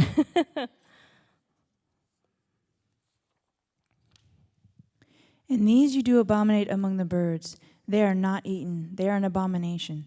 The eagle and the vulture and the black vulture, and the hawk and the falcon after its kind, every raven after its kind, and the ostrich and the white nighthawk and the seagull and the hawk after its kind, and the little owl and the fisher owl and the great owl, and the white owl and the pelican and the carrion vulture, and the stork, the heron after its kind, and the hoopie, and the bat. All right. So, Torah gives a lot of instruction about what birds not to eat. So I found it interesting that doesn't give you instruction on what kind of bird to eat. Okay, so our brother Judah has pretty much, laid out that if it's a bird of prey, it's mostly not eaten, and how they kill is also part of it. There's just the way they just pounce on their animal. A lot of times they just rip it to pieces while it's still alive and all that. They are not to be eaten. And if we go to Deuteronomy 14 in verse 13, it mentions 3 extra birds that are not to be eaten that are not in chapter 11. It's the red kite, the falcon, and the buzzard. Those are not to be eaten. Okay, so as a rule, the birds that are to be eaten are quail. We do see that Yahweh provided quail for the children of Israel, so we know that would be okay. We would also know from Scripture that the pigeon and the turtle dove would be okay because they were part of the sacrificial system, right? And so we also can eat chickens, obviously, and turkey, and ducks are clean. All right, and now we're going to move on to flying insects. All flying insects that creep on all fours is an abomination to you. Only these you do eat of every flying insect that creeps on all fours, those that have jointed legs above their feet with which to leap on the earth. These of them you do eat, the locust after its kind, and the destroying locust after its kind, and the cricket after its kind, and the grasshopper after its kind. But all other flying insects which have 4 feet is an abomination to you. Okay, so these verses are talking about flying insects that creep, but also it's interchangeable with creeping insects that fly.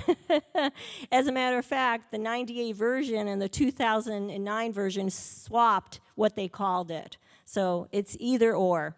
And so that is found in Deuteronomy 14:19. And again, the ones that are not to be eaten are actually called arthropods, like I said earlier, for the crustaceous marine life. Arthropods are the most prevalent type of species on the earth.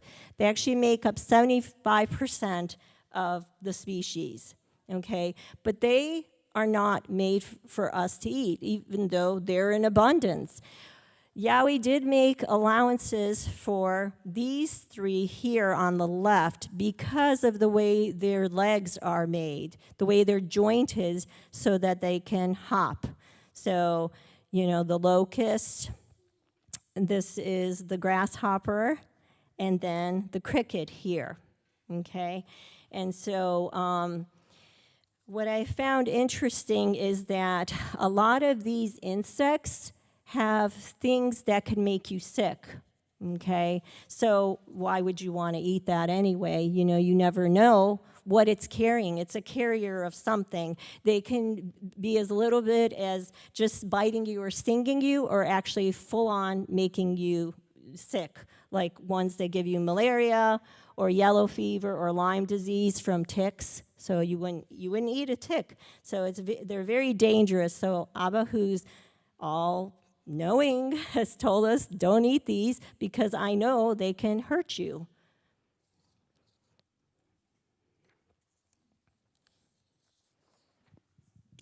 And by these you are made unclean. Anyone touching the carcasses of any of them is unclean until evening. And anyone picking up a part of the carcass of any of them has to wash his garments and shall be unclean until evening. Every beast which has a split hoof, not completely divided, or does not chew the cud is unclean to you. Anyone who touches their carcass is unclean. Okay, so the carcass is something that we are not supposed to touch. Like I said, with Samson, he did that, and he shouldn't have done that. And so I found out where I was supposed to be. It wasn't Deuteronomy, it was Leviticus. So let's go there. Leviticus 17. And verses 15 and 16, like I said. So, oh, you know what's really funny is I actually have a yellow thing here. Okay, Julie. Okay, let's read.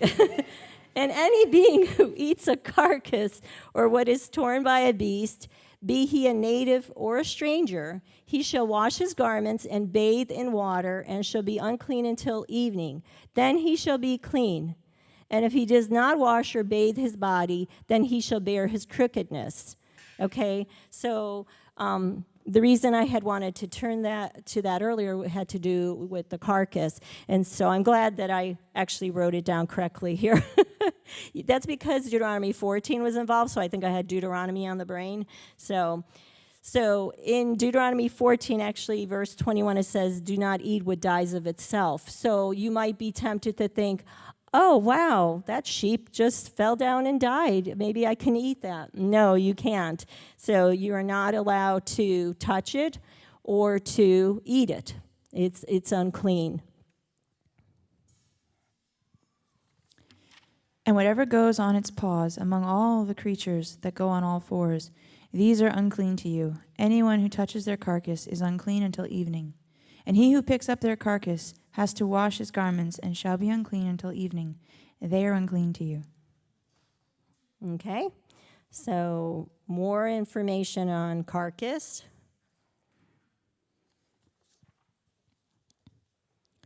And these are the unclean to you among the creeping creatures that creep on the earth, the mole and the mouse and the tortoise after its kind, and the gecko and the land crocodile and the sand reptile and the sand lizard and the chameleon.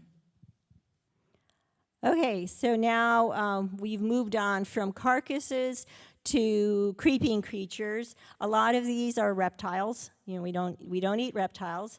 It includes things like a lizard. These are all unclean. You wouldn't eat that. You wouldn't eat a frog. You wouldn't eat a crocodile. But you can make nice shoes out of them if you want. A mouse. A snail, what is this, a snail? Yeah, okay. A snake, yeah, okay. And a turtle.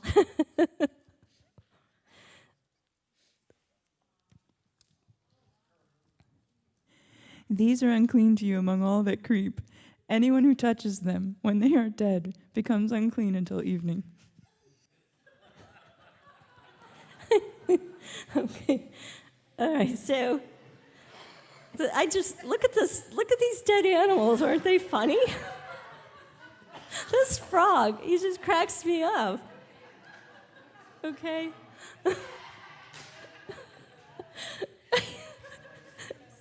I know you're still on the other one, but that's okay.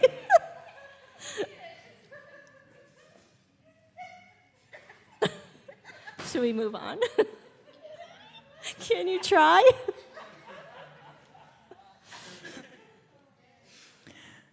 And whatever any of them in its dead state falls upon becomes unclean, whether it is any wooden object or garment or skin or sack, any object in which work is done, it is put in the water, and it shall be unclean until evening. Then it shall be clean. Okay, so if any of these animals are just found falling in a wooden bowl or on your clothes or in a sack of something, or in a utensil that you use, to cook with, these all have to be washed in water, and then they are unclean until evening. But you don't have to throw them away. Any earthen vessel into which any of them falls, whatever is in it becomes unclean, and you break it. Any of the food which might be eaten, on which water comes, becomes unclean, and any drink which might be drunk from it becomes unclean. Okay, so because these are in earthen vessels and very porous, you would just have to break it, okay?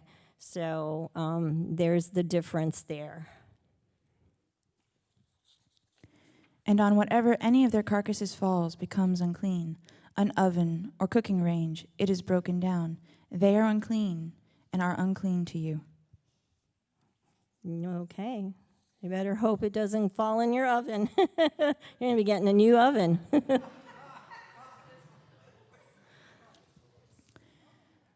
But a fountain or a well, a collection of water, is clean, but whatever touches their carcass is unclean. And when any of their carcasses falls on any planting seed, which is to be sown, it is clean. But when any water is put on the seed, and any part of any such carcass falls on it, it is unclean to you. Okay. So here we have, a dead possum at the bottom of the well there with the water. So that's unclean. And then, a snake there that has fallen on planting seed. That would be unclean. And when any of the beasts which are yours for food dies, and he who touches its carcass becomes unclean until evening. And he who eats of its carcass has to wash his garments, and shall be unclean until evening. And he who picks up its carcass has to wash his garments, and shall be unclean until evening. Okay, so here we're again reminded that even if it's a clean animal, you would be unclean and you'd have to wash your garments. And every creeping creature that creeps on the earth is an abomination. It is not eaten. Whatever crawls on its stomach, and whatever goes on all fours, and whatever has many feet among all creeping creatures that creep on the earth, these you do not eat, for they are an abomination. Do not make yourselves abominable with any creeping creature that creeps, and do not make yourselves unclean with them, lest you be defiled by them. For I am Yahweh your Elohim, and you shall set yourselves apart, and you shall be set apart. For I am set apart, and do not defile yourselves with any creeping creature that creeps on the earth. Okay, so now we're looking at the category of creatures called creeping creatures, and that's because they do, move along on the ground there. And so, again, these are all arthropods, and they are distinguished by their vertebrae and then the fact that they have many legs, okay? So that's one way to recognize them. And a lot of them have even more than 2 eyes, so I found that interesting. All righty. For I am Yahweh, who is bringing you up out of the land of Mitzrayim, to be your Elohim, and you shall be set apart, for I am set apart. This is the Torah of the beasts and the birds, and every living creature that moves in the waters, and of every creature that creeps on the earth, to make a distinction between the unclean and the clean, between the living creature that is eaten and the living creature that is not eaten. Okay, so our last slide for tonight, this is actually the coloring pages for our children. So we have here the tahor animals here, which are the clean. And then we have the tameh, which are the unclean, which Yahweh has told us what is for food and what is not for food. So I hope tonight's slideshow has been a blessing for all of you. So thank you very much, and Shabbat Shalom.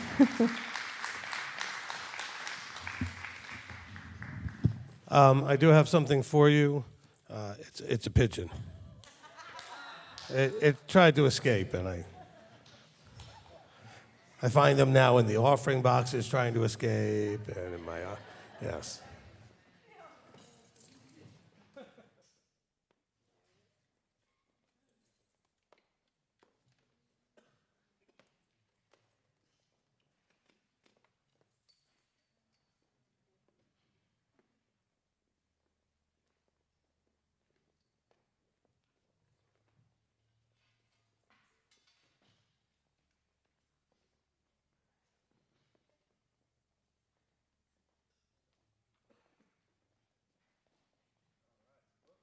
There we go. All right, fantastic job, Rebitz and Julie and Sarah Beth. You know, it's not easy being the one having to keep a straight face and not laugh. Oh, I'm sorry. I was referring to myself. I was just, you know. All right. So we're going to have a brief, movement from, as always, from the kind of readings into the discussion by bringing up Brianna to do the announcements.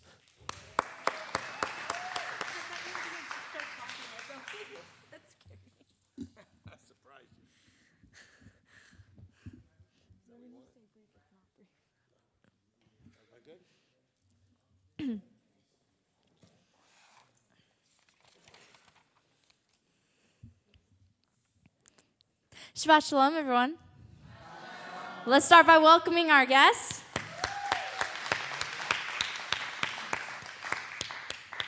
So this is what we like to start with every time we do our announcements, because we are children of Abraham, so we like to be exemplifying his renowned trait of hospitality. So we like to give you a really warm welcome to our ministry and also our Friday night Torah study. So if this is your first time joining us, I get to have the honor of explaining what we provide as a ministry. So the first thing I'm going to talk about is what we do twice a week. We live stream on YouTube. And so our first one is our Shabbat service. So this will be tomorrow and every Shabbat at 1:15. So definitely join us for that. If you're online, you can join the room on YouTube at 1 o'clock and get acquainted with those online mishpacha. And so the service typically goes till around 5:30, and we have lots of good quality times with each other, and we also get a wonderful teaching from Rabbi, sometimes Elder Billy, sometimes Rabbi Tom. So definitely we look forward to seeing you all there tomorrow. Then our next one is what we're doing actually right now, is our Torah study, which is every Friday night. Here locally we have an Erev Shabbat meal at 6 o'clock, and so if you're here, definitely encourage you to come join us for that. It's always a good way to welcome in the Shabbat. And then right shortly after that, we have our live stream for the Torah study, which is at 7:30. And during the study, we go over that week's Torah portion. This week it was Shemini, and we had our last time with Revitz, and usually we have Selena, but we had Sarah Beth help with the reading today. And so that was really wonderful. And then Rabbi, after I'm done, will come out and give us his notes that he took on the Torah portion. And it's usually just more like a teaching style, so we always learn a lot from that. And then if you have any additional questions after that, Rabbi opens up the floor for any questions that you might have about anything he didn't cover. So keep that in mind and have your questions ready for when we open it up for you guys to ask questions. Just something to keep in mind, we won't have any Torah study on April 19th or the 26th. So just keep that in the back of your head.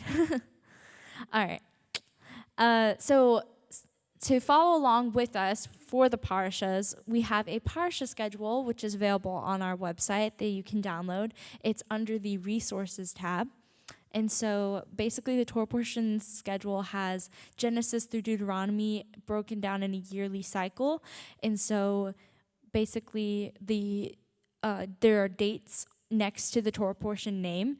And so if you want to know when we'll be doing a Torah portion, the date on the side corresponds with the Friday night Torah study. So if you want to read ahead for next week, you can check for the date for next Friday, and then you'll obviously see that it's after the one that we just did today. So you'll always be in the loop with what we're doing, and you can be ready every Torah study. That rhymed. Anyway, we also have the Haftorah portion and the Brit Chadashah on there as well. All right, so for our children, we have the Parsha Pearls program, which is produced and run by Rebitz and Julie.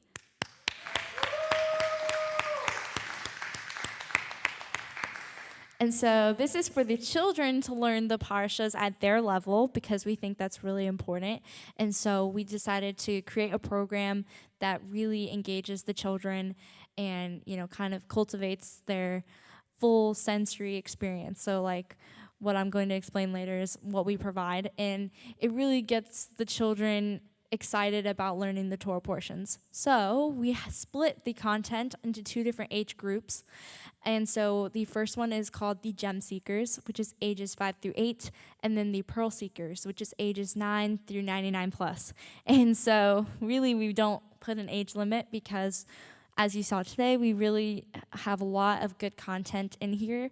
And so anyone at any stage of the walk or at any age can take advantage of the program, and if they want to dig a little deeper into the Word, have a different perspective on some things, there's always some really cool things hidden in the lessons. So I would recommend that you check that out, especially for the children. So if you want to do this with your children on Shabbats during the regular time that we're doing the teaching, since that's what our children here do, we have the full lesson, which is child-friendly stories and lessons, lesson questions, Hebrew word studies, memory verses, word searches, crossword puzzles, mazes, crafts, notebook pages, coloring pages, songs, and a snack. So there's plenty for them to do and plenty for you to do if you would like. So this is posted at the beginning of the week on Sundays so that you can have access to it throughout the week, and your children can learn the Parshas, or you can learn them as well.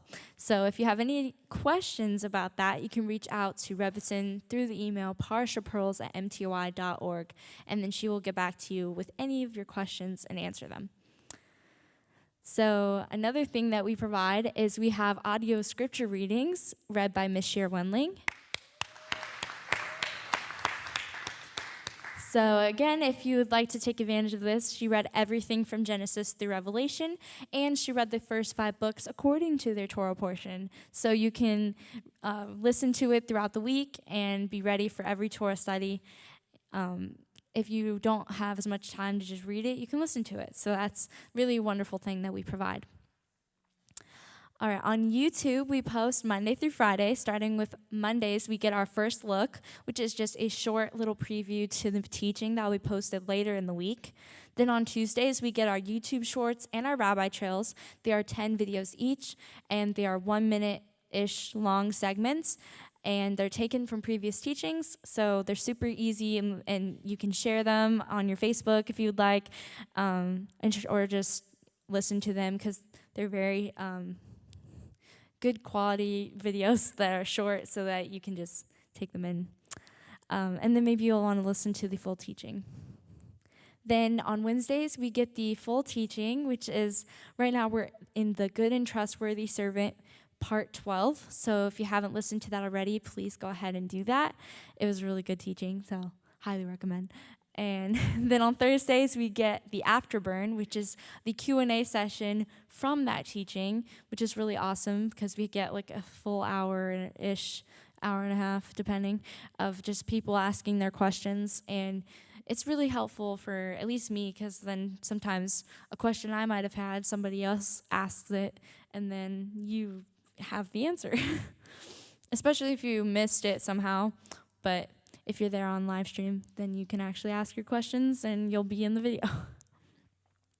Then lastly, on Fridays, we have our In Focus videos. There are short videos that are taken from teaching, but they're a standalone topic, so that's why we decided to take them out and put them in a In Focus video.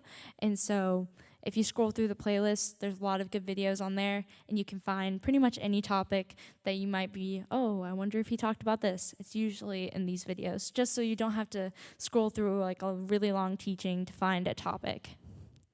So yeah, that's for the YouTube. If you want to do a little support for us, you can subscribe to the YouTube, and you could also turn on the notifications so that you don't miss out when we post. If you like forget about it during the week, your phone will just ding, and then you can click on the videos. Because we get busy, but at least if you turn on notifications, you can't forget. And then we're also on social media. We're on Facebook as MTOI Worldwide, and TikTok and Instagram, we're MTOI_worldwide. And so definitely check those out on there as well if you have those platforms.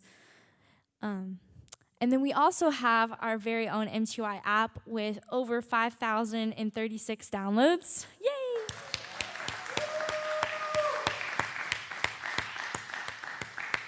And so that's awesome. If you haven't gotten the app already, I definitely recommend getting it because it has everything that we provide on there. So it's all in one spot. So you don't have to jump from platform to platform. It's all right there. And also on the app, you can listen to some of the teachings and the rabbi trails, obviously, and you can listen to my music if you would like. And it's not giving anything towards other platforms. It's all just through our app, and that's really nice. Also on the app, you can do all your tithing and pledge. You can start sending some of your pledge money towards there, which Rabbi will talk about when he comes out. So lots to do on the app, as well as Rabbi will send out general notifications. Did he send out a Shabbat one? I can't. No, he didn't. I might have to, maybe you'll hear me. Well, usually he sends out a Shabbat Shalom, but maybe he forgot for this week. But yes, if you want to get notified and you haven't been getting notifications on the app, you have to go to the profile button, and then you're going to scroll down to notifications, and there'll be a general button. If you slide it, it should turn green, and then you'll get notifications for everything that we provide on there. And then next we have a program for the teenagers. It's called Torah Teens, and this is with Rabbi Tom.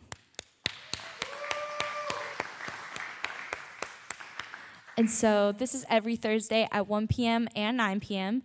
And so if you are ages 13 through 19 and you want to join the class, you can email TorahTime@mtoi.org. You will get an autoresponder link sent to you, and then you will be able to join any of the classes going forward.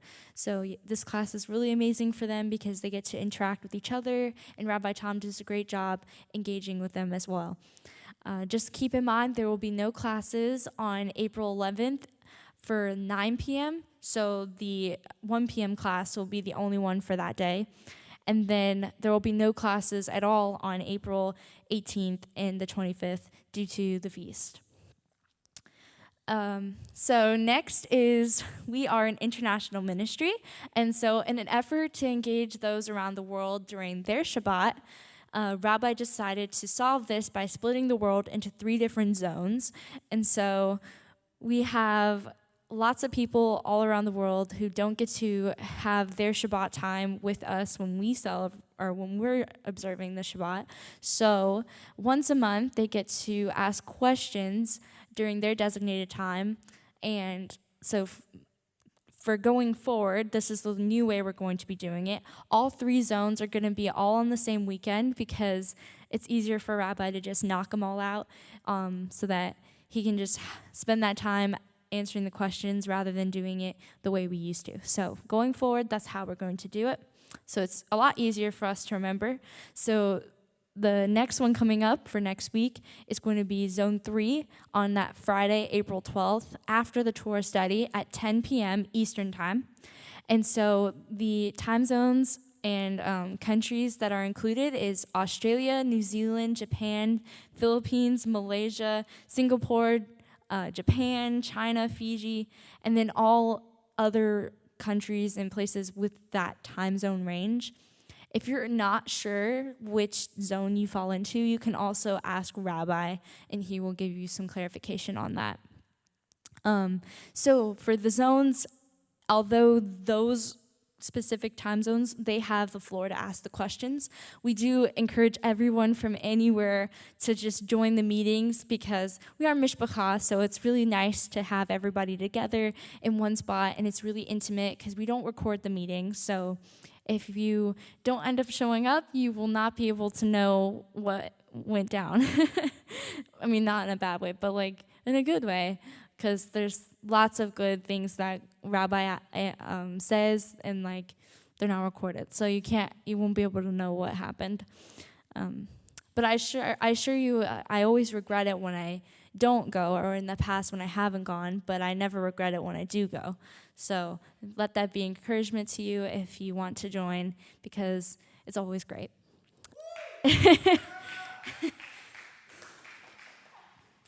Yeah, I know. Sometimes I get lazy. Well, I guess in the past because it's like tiring, but it's good. It's good to end the Shabbat that way, and then on zone 2, it's in the morning, so you start the Shabbat right. So it's really great. So take it as an opportunity for yourself. And anyway, so yes, all are welcome. Please, if you want to come and you haven't joined before, you can email. It's on Zoom. So you have to email zoom@mtoi.org to get an autoresponder link to the meeting, and then you can use that for all of the meetings going forward.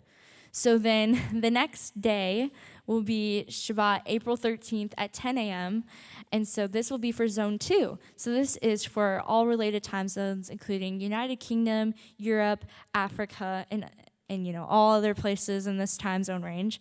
And so they get to ask their questions at that time. And then Zone 1 is right after that, which will be during the regular Shabbat time on YouTube live stream, and this will be for the Best Shalomers on that same day, April 13th. And so this is for the time zone ranges in places including United States, Canada, Mexico, South America, and Central America.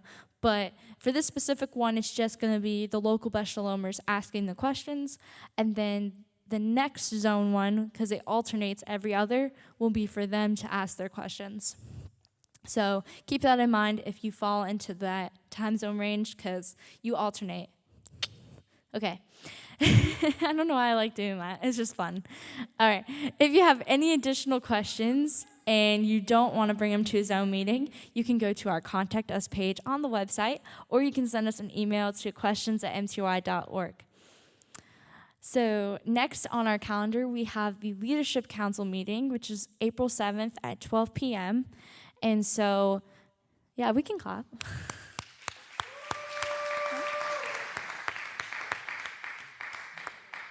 Huh?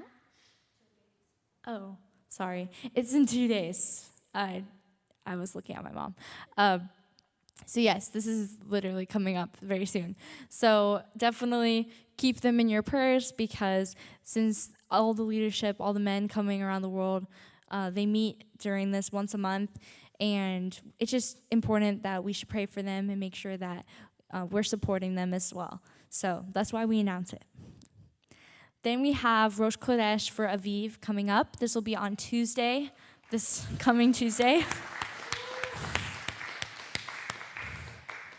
And that is April 9th. And so the live stream starts at 7 p.m., so please join us for that.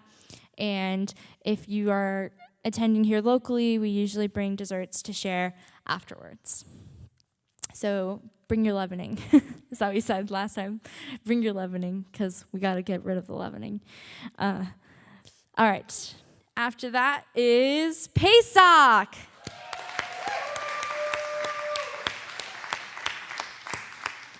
All right, so if you don't know already, which you should know, but it is going to be April 22nd through the 30th, and our registration is now closed for that. The deadline has passed, and so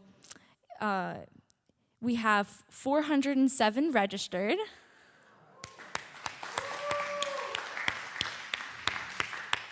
Which is exciting.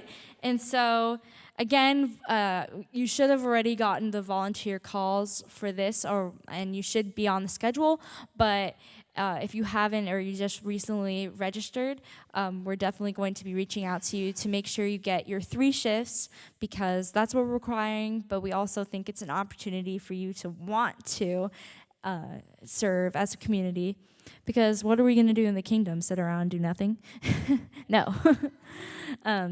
So yes, let's be proactive, get this done, because it's actually a lot of fun. Everyone has fun working together in any area, even janitorial. They have lots of fun, and there's a lot of yellow people, if you know personality colors. The yellows like to have fun cleaning and getting it done really fast. So it's a lot of fun. So if you haven't done it already, the number is right there, but I will say it's 423-250-3020. And so if you want to call the number and get those slots filled for yourself, and then also put it on your calendar so that you don't forget what shifts you already signed up for. Because if you signed up for it, we're expecting you to show up, and then if you don't show up, it's like we were expecting you to be there. So try to be prudent with that and write that down. And then if you are a parent and you have, a child in the program, we are expecting you to fill one of the 3 slots by being a helper in the class one of the days. So at least, you can do more, but at least once. So once you do that, you still have to find 2 other areas to help in. So just keep that in mind. And speaking of the helpers, the YMTOI, we have the YMTOI program songs available on their website, ymtoi.org. It's under the Feast Songs tab. And so definitely have your kids already know the songs, not just learned, but know the songs. So we have, for the first time, the Torah Tots, which is the youngest, which is 3 through 5, they are doing Buzz Buzz. Katan A is doing Hunger and Thirst. This is 6 through 8. And Katan B is We Wanna Be, and they're ages 9 through 12. So make sure that they know the right song and they know all the words. So each song you can download, you can listen to the vocal track, and you can listen to the instrumental, or it has no words, and then if your kids really know it, they should be able to sing along with it without the vocal track. And if you want the lyrics, you can download them as well. So that is something for the kids that you need to be aware of. Another thing about Pesach is we have all things about the Haggadah. We have the Haggadah available as well as the Haggadah tutorial on our website under the Pesach tab. And you can they have links to the music as well. And you can, if you're doing this in your house or with a group and you want to know how to do everything correctly, we have an entire section about this on the Passover tab at the bottom. So definitely check that out. Also, if you want to make sure that you're fully prepared for all things Passover related, or you have some questions, but instead of going to Rabbi, I would suggest looking at the teachings that are on our YouTube playlist for Passover. The Passover Q&A pretty much covers almost any question you have. If you do have something that's pretty urgent and you don't know what to do, in that case, you could probably reach out, but definitely check the 2 or all the videos on the playlist first, because that just makes things easier on Rabbi and Elder, because it's better for you to just watch the videos first. Okay, next is Rabbi and Revison will be visiting the Odessa branch extension. Same word. And so this will be May 3rd through the 4th. And so if you're in the area and you want to be there for Rabbi visiting, you can contact Gabriel Gonzalez at his email, gabriel.gonzalez@mtoi.org, and then he'll give you all the information for that. And then after that, we have Shavuot.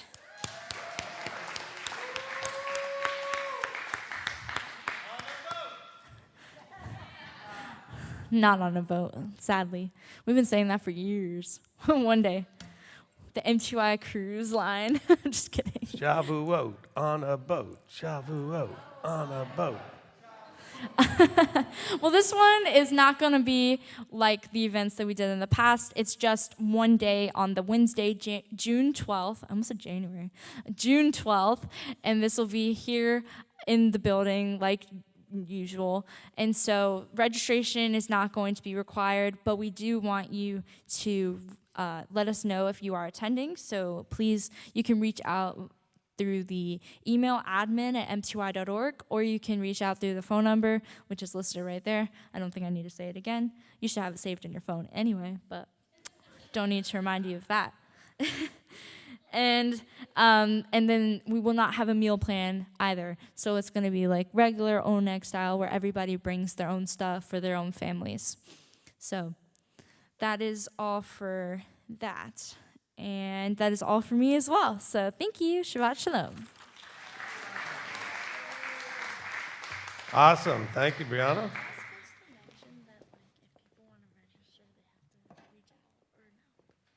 For what? I'll cover that. You're talking about for Passover? Yeah, I'll take care of that.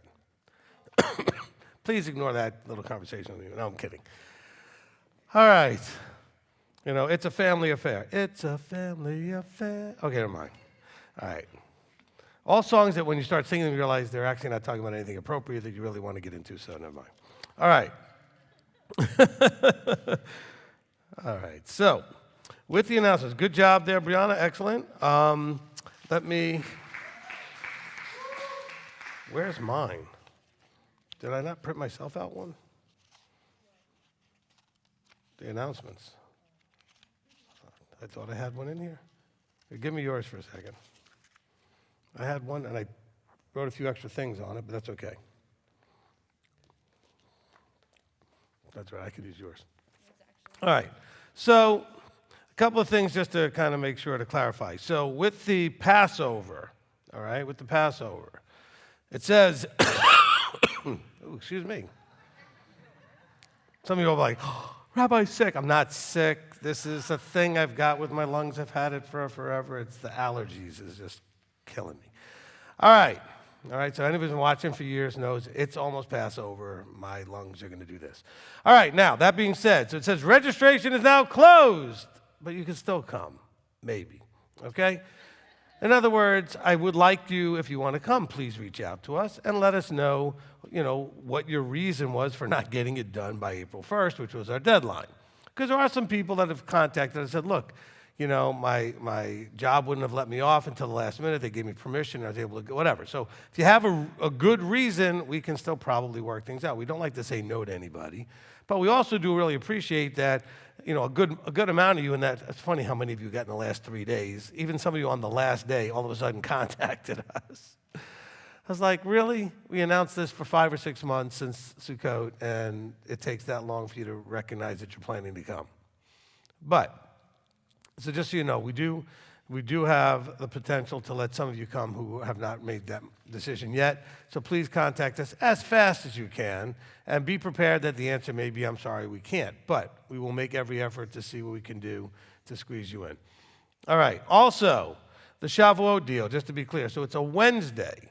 Now, when Shavuot is near a weekend, we try to make it a more extensive sort of deal and either extend it a couple of days before, because maybe it's on a Monday and we'll go through the weekend, or a Sunday we'll go through the weekend. Or if it's, on a Friday, we'll go ahead and have it and then go right into the weekend. But this is on a Wednesday. There's not really much we can connect it to.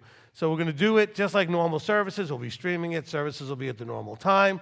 And then, of course, we normally have an oneg afterwards, so people who are here would just be bringing food to eat together like we normally do, okay? Now, as far as what we do for the Shavuot service, I'm still working on, as always, what we want to do. We've done lots of interesting things for Shavuot. We've read Psalm 119. We've done other things like that with Shavuot, okay? And connected up, Exodus 19 with Acts chapter 2. We've done lots of interesting things, so we'll see how that plays out as we get there. Okay, now, the last thing to talk about is the pledge campaign. Okay, so that's going really well. We have, at this point, over 365 donors. That's one for every day of the year, apparently. And over $1.1 million pledged. Okay, and we've had a few large ones come in recently, so very nice. Appreciate that very much. You can keep in prayers.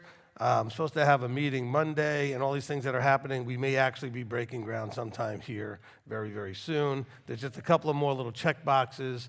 Not even check boxes, just got to hear word. But we've been basically told we're like right there. So, because I know a lot of people are like, yeah, you've been talking about, well, you try to build something and deal with all of the agencies, government officials, and everybody else that you have to deal with. And they don't move quickly, I promise you. Okay? Okay, especially because there's things that they know they're going to need from you and they don't ask for it until like the last second. Like, well, wait a minute. If you knew that we needed this, why didn't you ask for it 2 years ago when we could have given it to you then? Because you've already known, whatever. It's something that will test your patience. Certainly testing mine. I thought we'd have this all built and ready to go by now for how long it's taken to do. But anyway, we're excited, and we'll keep you updated. I should have much more information for you by next Friday, okay, as to where we are. All right, but with that being said, if you want to, excuse me, I got to turn my mic off for that. It's too loud. Everybody on the internet went. All right, if you want to make a pledge, all right, everything about our campaign is on our website. You can see a fly-through, an animated version of what our buildings will look like and everything, and it's exactly really what they will look like, okay? So it's, these artists are able to take the materials you tell them you're going to use to build it and everything else, they make it look exactly like it's supposed to look.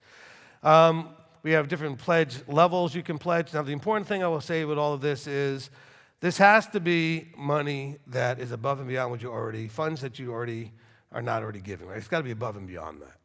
Because after all, the whole point of the pledge is not so much because we need the money, it's because the bank wants to know it's coming. Okay, they can kind of plan and budget for what they, want to approve us for. And so if they already kind of know in looking at and by the way, for all you out there, we get audited every year. Not by the IRS, but we get audited by an accounting firm and provide that information to the banks.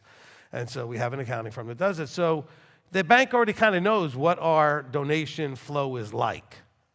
So this is supposed to be in addition to, okay? So it's not going to help if you just redirect funds you're already giving anyway.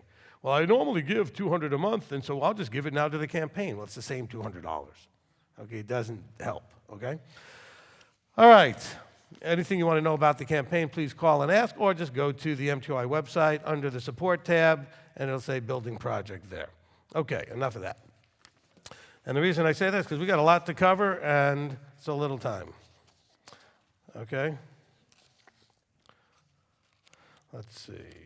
I wrote down a bunch of things. I actually printed out some notes from old teachings I did about kashrut to see if I wanted to cover that stuff to some degree. And so let's just see how that goes. And you know what? Behind here? No, okay. I thought I was going to find my announcement sheet. All right, so Rebbetzin did a fantastic job. Okay, just really great job. And Vera, you did a fantastic job with the artwork. Even some of the unclean things look delicious. I don't know, it just, well, they certainly look cute, I'll put it that way, all right, that part. So I want to emphasize a few things, okay? So I want to emphasize just a few things that I think were really important to kind of do. And then I'll kind of do a little bit of a side thing with the kashrut issue. Okay? Because really the main thing for us today, okay, out of this Torah portion is the kashrut section, right? And kashrut, going to one or two other places notwithstanding, okay, like Deuteronomy 14, etc. Really everything you need to know about one particular piece of Torah is in actually one place, which is very rare. Most pieces of Torah, you got to go to lots of places. Well, you want to learn about Shabbat? Well, you got to go to like 5 different places to learn about Shabbat, right? Okay? So, because even though you have a commandment about Shabbat, but the details are not in the commandment. You have to go to other places, right? So that being said, kashrut, almost all the details you need are in one place. So that's kind of unusual. Now, so when and if, not when, we'll go with when. When I give you the Messianic Torah Observant Israelite citizenship exam, knowing where the kashrut laws is may be on the exam. So you should know Leviticus 11 is where these laws are, okay? I'm not so sure how much of the laws I'm going to expect you to know actually off the top of your head, but at least you should know where to find certain key places. Now, some of you are like, I don't ever remember verses. There are some chapters you should know where things are, okay? You should know Leviticus 23. We're going to get there soon. Okay, it's where all your holy days are, right? The Leviticus 11 is where your kashrut is. So you just got to kind of know. You should know where, in Exodus 19 into 20, chapter 20 is where the 10 Commandments are, Deuteronomy 5 as well. So you got to know where these things are, okay? So you shouldn't have a problem finding them. So maybe you don't know the exact verse numbers, but you know what chapters these things are in, right? Okay, so first thing that I want to get into here is the situation with Nadab and Abihu, okay? So that's the end of chapter 9 into chapter 10. And by the way, this is one of the places that I almost always like to mention that the chapter breaks didn't do us any favors, okay? Now, I didn't pick them. It wasn't my choice. If I were to make my own translation, guess what? I'd still be stuck with these because that's the ones everybody knows. But that would not have been my choice. Do you understand? Because you lose the flow of why chapter 10's very first thing that's happening is happening. Because we often have a mental disconnect at the end of a chapter thinking, oh, something new is happening. When that's not always the case. All right? So in chapter 10, Nadab and Abihu, the sons of Aaron, each take up a fire holder and put fire in it and put incense on it and brought strange fire before Yahweh, which he had not commanded them. Okay, and fire came out from Yahweh and consumed them, and they died.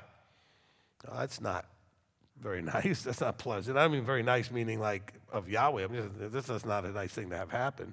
But why is this happening? What's happening? Well, we know because 5 verses later it talks about not drinking wine. Actually, more like 7 verses later. Okay, so it's not that close together. So let's see what's going on first. There's a lot more to the story. So at the end of chapter 9, Moses and Aaron, verse 23, came out and blessed the people, and the esteem of Yahweh appeared to all the people, and fire came out from before Yahweh and consumed the burnt offering and the fat that was on the altar that they had put there. And all the people saw and cried aloud. You know, they were like, wow. You know, it was like, could you imagine fire coming down from heaven and burning up the offering? They went crazy. They fell on their faces. I mean, it was like, oh my gosh.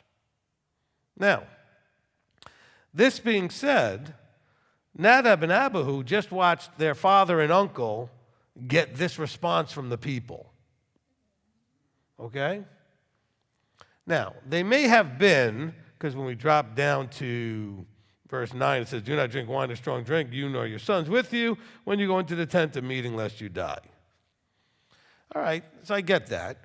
We should get the message that drinking wine or strong drink will impair your ability to make distinctions between the set apart and the profane, between clean and unclean, tameh and tahor, right? Or tahor and tameh in that case. And the ability to teach the children of Israel all the laws which Yahweh had spoken. So this is a big piece of this, right? They also could have been drunk in other ways with ego and excitement and wanting to show off, and, you know, because some people want to be the spotlight and the center of attention. After all, look at what just happened with Moses and Aaron. They went and made this little presentation here, and Yahweh just, I mean, it was just like the most spectacular thing anybody had ever seen. Well, it's hard to say that actually after the sea parted and they heard the voice. I mean, but still, in at least a week, it's the most impressive thing they'd seen, okay? No, but I mean, could you imagine after the setup of the tabernacle and the anointing of the priests and talking about all of these different offerings, then these guys do this and that happens? And so, sure, they may have had alcohol, but alcohol isn't the reason they did it. And that's what I kind of want to make sure. They were drunk in other ways too. Now, maybe the alcohol gave them the bravado to do it, okay, gave them the courage, so to speak, the liquid courage to do it, but they wanted to do it. And what they did, this is what's important. It wasn't that the fire was strange. It says at the end of the verse, it says, they had done something that Yahweh had not commanded them. So it was strange that they would do something he hadn't said. Well, actually, that wasn't strange. They did it all the time. But he thought it was strange that you would bring fire I hadn't authorized. That's the key. He wants people to understand you can't just do what you want. Well, you can do anything you want that has nothing to do with him, but his things have to be done his way. Okay? There's a lot of things that are not, you know, his way, his thing. You can do a lot of things, you can do whatever you want. That's fine. You're welcome to do. It has nothing to do with him. It has nothing to do with anything he commanded. Great. But anything he said, this is what you are to do this way at this time with this person, whatever the details are, and we always know from Scripture, details matter. He says, you need to be paying attention. You can't just do something that is to Yahweh very strange that you would do something I didn't say. Okay? And for all of you to think that Yahweh's going to coddle you and all that other nonsense, he zaps them dead. Okay? Because he wanted the people to know you are not to do this. bad enough you ignore me with other things. You don't ignore me with the things of me directly, okay? And so we have to be very careful with that, all right? So, then we get to verse 6, which is very interesting. So Moses says to Aaron and to Eleazar and Ithamar, sons, do not unbind your heads nor tear your garments, lest you die, and the wrath come upon all the people. But let all your brothers, all the house of Israel, bewail the burning of Yahweh, which Yahweh has kindled. So what is he saying there? He's saying, look, and this is where all of you, I mean, I've seen some really embarrassing demonstrations, the opposite of this. Okay? Don't you feel bad for people getting their you-know-what handed to them for being stupid. That's what he said he says, your sons just got killed because they were stupid. They were prideful, whatever it was that was going on. See, if it was just the alcohol, I think that Yahweh would have given them more of a pass. So I don't think that was the problem, okay? But he says to Aaron, and he says to Aaron and to the other sons, I don't want you doing anything in terms of mourning these boys. They got what they got. They deserve what they got. Don't unbind your head. Don't tear your garment. No, none of throwing dirt, ash, sackcloth and ashes, thing. He says, don't do that. He says, you're going to just go and continue doing your job and move on. Wow. But we have to take that into our own, understanding. Okay, so, for example, we're not going to see, literally, I don't think in our lifetime, the fire just come down and consume some people for being foolish in their handling of Yah's things, right? But I can tell you, the thing that, I was pretty well floored when we had a lady in the congregation basically embarrass herself, show her butt, as you would say, in whatever language you would use, and, did things that she shouldn't have done in front of everybody on the live stream, and then threw a little fit and walked out the building, okay? And just to give you an example for you ladies, because some of you really need to hear this. So there was an issue that the lady didn't like the way I addressed that issue earlier, previous day, the week before, whatever. We didn't call it, we had a little Q&A. We didn't call it the afterburn then, but the same thing as the afterburn, right? We did a little Q&A. So she raised her hand for the mic and started blasting me about, her husband raised his hand for the mic and addressed the thing that had happened the week before. She's sitting next to him and she takes the mic out of his hand because she didn't like the way he handled it. Because he didn't handle it. He handled it like, we go with the personality colors, he handled it like a white, and she was extremely blue, okay? And so she grabbed the mic out of his hand. After she finished, I told her she needed to, and I addressed her whatever needed to be, and it was nothing too bad. Then the mic went to somebody else. She followed over to where it went, and when they finished, took it out of their hand. Okay? And when I told her basically that she needed to knock it off, and I said, look, your husband already addressed this. Okay, you're embarrassing yourself, whatever. So she got up and stormed out. Okay? And I told her, I said, don't storm out. We should be able to deal with this. This is the way it's supposed to happen. So she stormed out. That wasn't even so bad.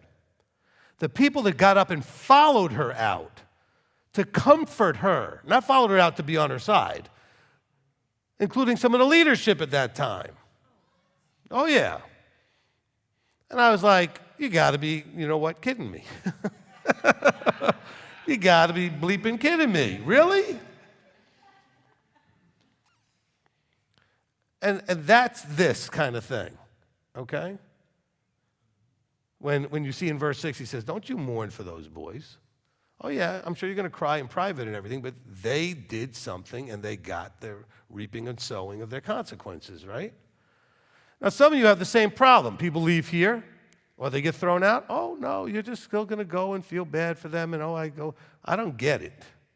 But they're my friends. You got to choose better friends. Okay? You might want to elevate that a little bit. Okay? Because there may be a challenge there. What did I do with that paper? Let's see if I can remember this. But basically, I was listening again to this conference the other day. One of the things the guy was saying is you may need to remove a bunch of toxicity and other things out of your life. The unproductive people out of your life, the unproductive activities under your life, all these things that are just not helping you. Problem is you're hanging out with the comfortable, not those that are actually going to benefit you. So it's comfortable. Okay? And so I don't understand. This is the instruction here. He says, oh no, they got what they deserved. They earned it. That needs to be just forgotten and let alone. No, in this case, they were dead. There wasn't anything to do. It's just like when Miriam got put out of the camp, they said, don't you bother her. Leave her out there. Nobody go running out and, holding her hand and feeling bad. Oh, I feel so bad for you. All right? Why do you feel bad for them? If they feel bad for them, maybe they'll repent and fix it and come back. Why do you feel bad for them? Okay? So if they don't lose anything from this move, then what are they ever going to learn? Okay? And so I think this is part of it here. Because that seems really harsh. But look at the example. At the highest level, the expectation is higher. This is Aaron. He's the high priest. Okay? He's like, your son's made a big mistake. Some of you have children that act really, really foolishly. And you know what? You do feel bad for them, I guess. But then you do things to coddle and enable and whatever. Excuse me. I talked to people in the last couple of weeks, 27-year-olds still living at home, 30-something-year-olds still living at home, doing nothing, full of anxiety and this and that. You guys think I mock all that. I don't. It's fixable. Get out there and fix it. Okay? It's fixable. All the people out there doing, psychologists, psychiatrists, they get paid because they're fixing things. Okay? It's fixable. I didn't say it's easily fixable, only because you struggle to actually do the things that would make it fixable. Okay? It's not actually hard to fix, but you have a challenge letting go of the victim, letting go of this, letting go of that, worrying about everything, whatever. Okay? Look, you know what would really help? Is to do the mortality thing. Realize you're going to die. One way or the other, you're going to die. So what are you afraid of anything happening? Ultimately, you're going to die anyway, no matter how much you worry. What did Messiah say? He said, how many people worried and added an inch to their stature, a day to their life, or any other thing? Worrying didn't do anybody any good. As a matter of fact, it shortens your life. But you feel bad. Why do you feel bad? You're making it worse. I don't know how to get clear to you, but when you do these things, you are not helping. Okay? Nobody's ever come back to me because you went and coddled them. Okay? Nobody who's ever returned because somebody went and held their hand and encouraged them to do so. They only returned when they felt bad and were convicted that they made a mistake, and then they came back. Okay? Oh, that's so hard. Look, you know what? Being in the above, I'm not saying being above everyone. I'm not talking about being a prideful ego person. I'm saying about being elevated above the muck. The muck doesn't like you being above them. So you know what they're going to do? They're going to throw that stuff at you and try to pull you back into it. So why do you associate and hang out with people that are doing all these foolish things? Look, some of you are going to have to own this, and I'm not just talking about people in this room. I'm talking about anybody out there. I'll give you a very simple example. You know what happens when you hang out with people that smoke pot? You start smoking pot. You know what happens when you hang out with people that smoke cigarettes? You start smoking cigarettes. You know what happens when you hang out with people that drink? You start drinking. Do you see what I'm talking about here? You're hanging out with players, guess what you're going to become? A player. And you're going to mess all your relationships up. You are going to be influenced by the people you spend your time with. So when people are foolishly behaving within the Torah context, guess what you're going to do eventually? Foolishly behave in the Torah context. You know. Now, if you want to have a conversation with a person and say, hey, listen, I don't even need to know the details, but whatever it is, you need to fix it because you need to be here. Well, why don't you come hang out with me? I will, once you fix it and you get back here. I'm not going to get in the way of your progress. Okay, and progress, believe it or not, comes from being miserable first. Every success, really, any success story that a person did have something handed to him, which by the way means it wasn't success. Every success story means somebody had to be miserable at some point and decided, I'm not being miserable anymore. Okay? I mean, that's it. And you know what happens once you decide that? You start doing things you never thought you could. You never believed that you had it in you. But you had to, so you did. You know, you could get the same results not needing to get to had to. You could just get to from want to. If you want it enough, what happens when you have to? You want it enough. What about why don't you just want it enough and not get to the point where it's so bad that you have no choice? Fix it before it gets that bad. All right? Anyway, I just think that that's really important, okay? At the end of chapter 11, just real quick, it says, the last verse there is to make a distinction between the unclean and the clean, between the living creature that is eaten and the living creature is not eaten. So not all animals are food, which is why the teaching that I originally did was called kashrut, what is food? In other words, the whole point of kashrut is to define food for you, okay? Now, not that unclean animals have no point. We might not always understand, like I just don't get why there needs to be mosquitoes, but that's my thing, okay? Excuse me, all right? But a lot of these unclean animals do serve a purpose. The purpose just isn't to be food, all right? Now, do we believe, no, this is going to be tough. Do we believe that there's a creator? Yes, that's the easy question. Do we believe that he's always correct? Yes. So he's always right, always tells the truth, always is straight on the straight and narrow and everything else. So if he tells you that certain animals are food, stop freaking out that we're not supposed to kill them and eat them. Now, you don't have to eat them. What I'm saying is, I mean, all you vegetarians, not necessarily for health reasons, but for moralistic reasons. Oh, it's so mean you're raising animals to eat. He said those animals are for us to eat. Take it up with him. I had a lady have an utter meltdown coming from the Adventist one year. This goes back many, many, many, many years. Had an utter meltdown, maybe 2001 or something, because she didn't like that. For the poignancy of the experience, we had somebody bring a lamb and slaughter it and to cook, just like you would slaughter and cook any animal. We didn't make an offering of it. We didn't have an altar. We didn't do anything, right? We just went and had the experience of what it must be like to have this animal that you were so adorable and cute, and you would, fall in love with it, and then they killed it, and we ate it. We cooked it and did the whole thing. And she was so upset about the whole thing. I said, do you read about the offerings and how many thousands and thousands and thousands of them they did all the time? I said, take it up with him. Don't get mad at me. I just did what anybody did for thousands of years. When they were hungry and they wanted to eat an animal, they would take it, kill it, and cook it and the whole thing, right? Okay, we did not do a religious ceremony. We just did what people would do to eat a lamb, which people do all the time, unless you never go to a Greek restaurant where you get lamb all the time, any Mediterranean place. Okay? I mean, somebody killed that animal at some point. But he tells us it's okay. That's their purpose, their food. Now, again, you may disagree, but then you're not disagreeing with me. You're disagreeing with him. Okay? Again, it doesn't mean you have to eat them, but just don't get upset that others do, because he says you can. And he tells you which ones are designed and intended to be food. All right? That's up to you.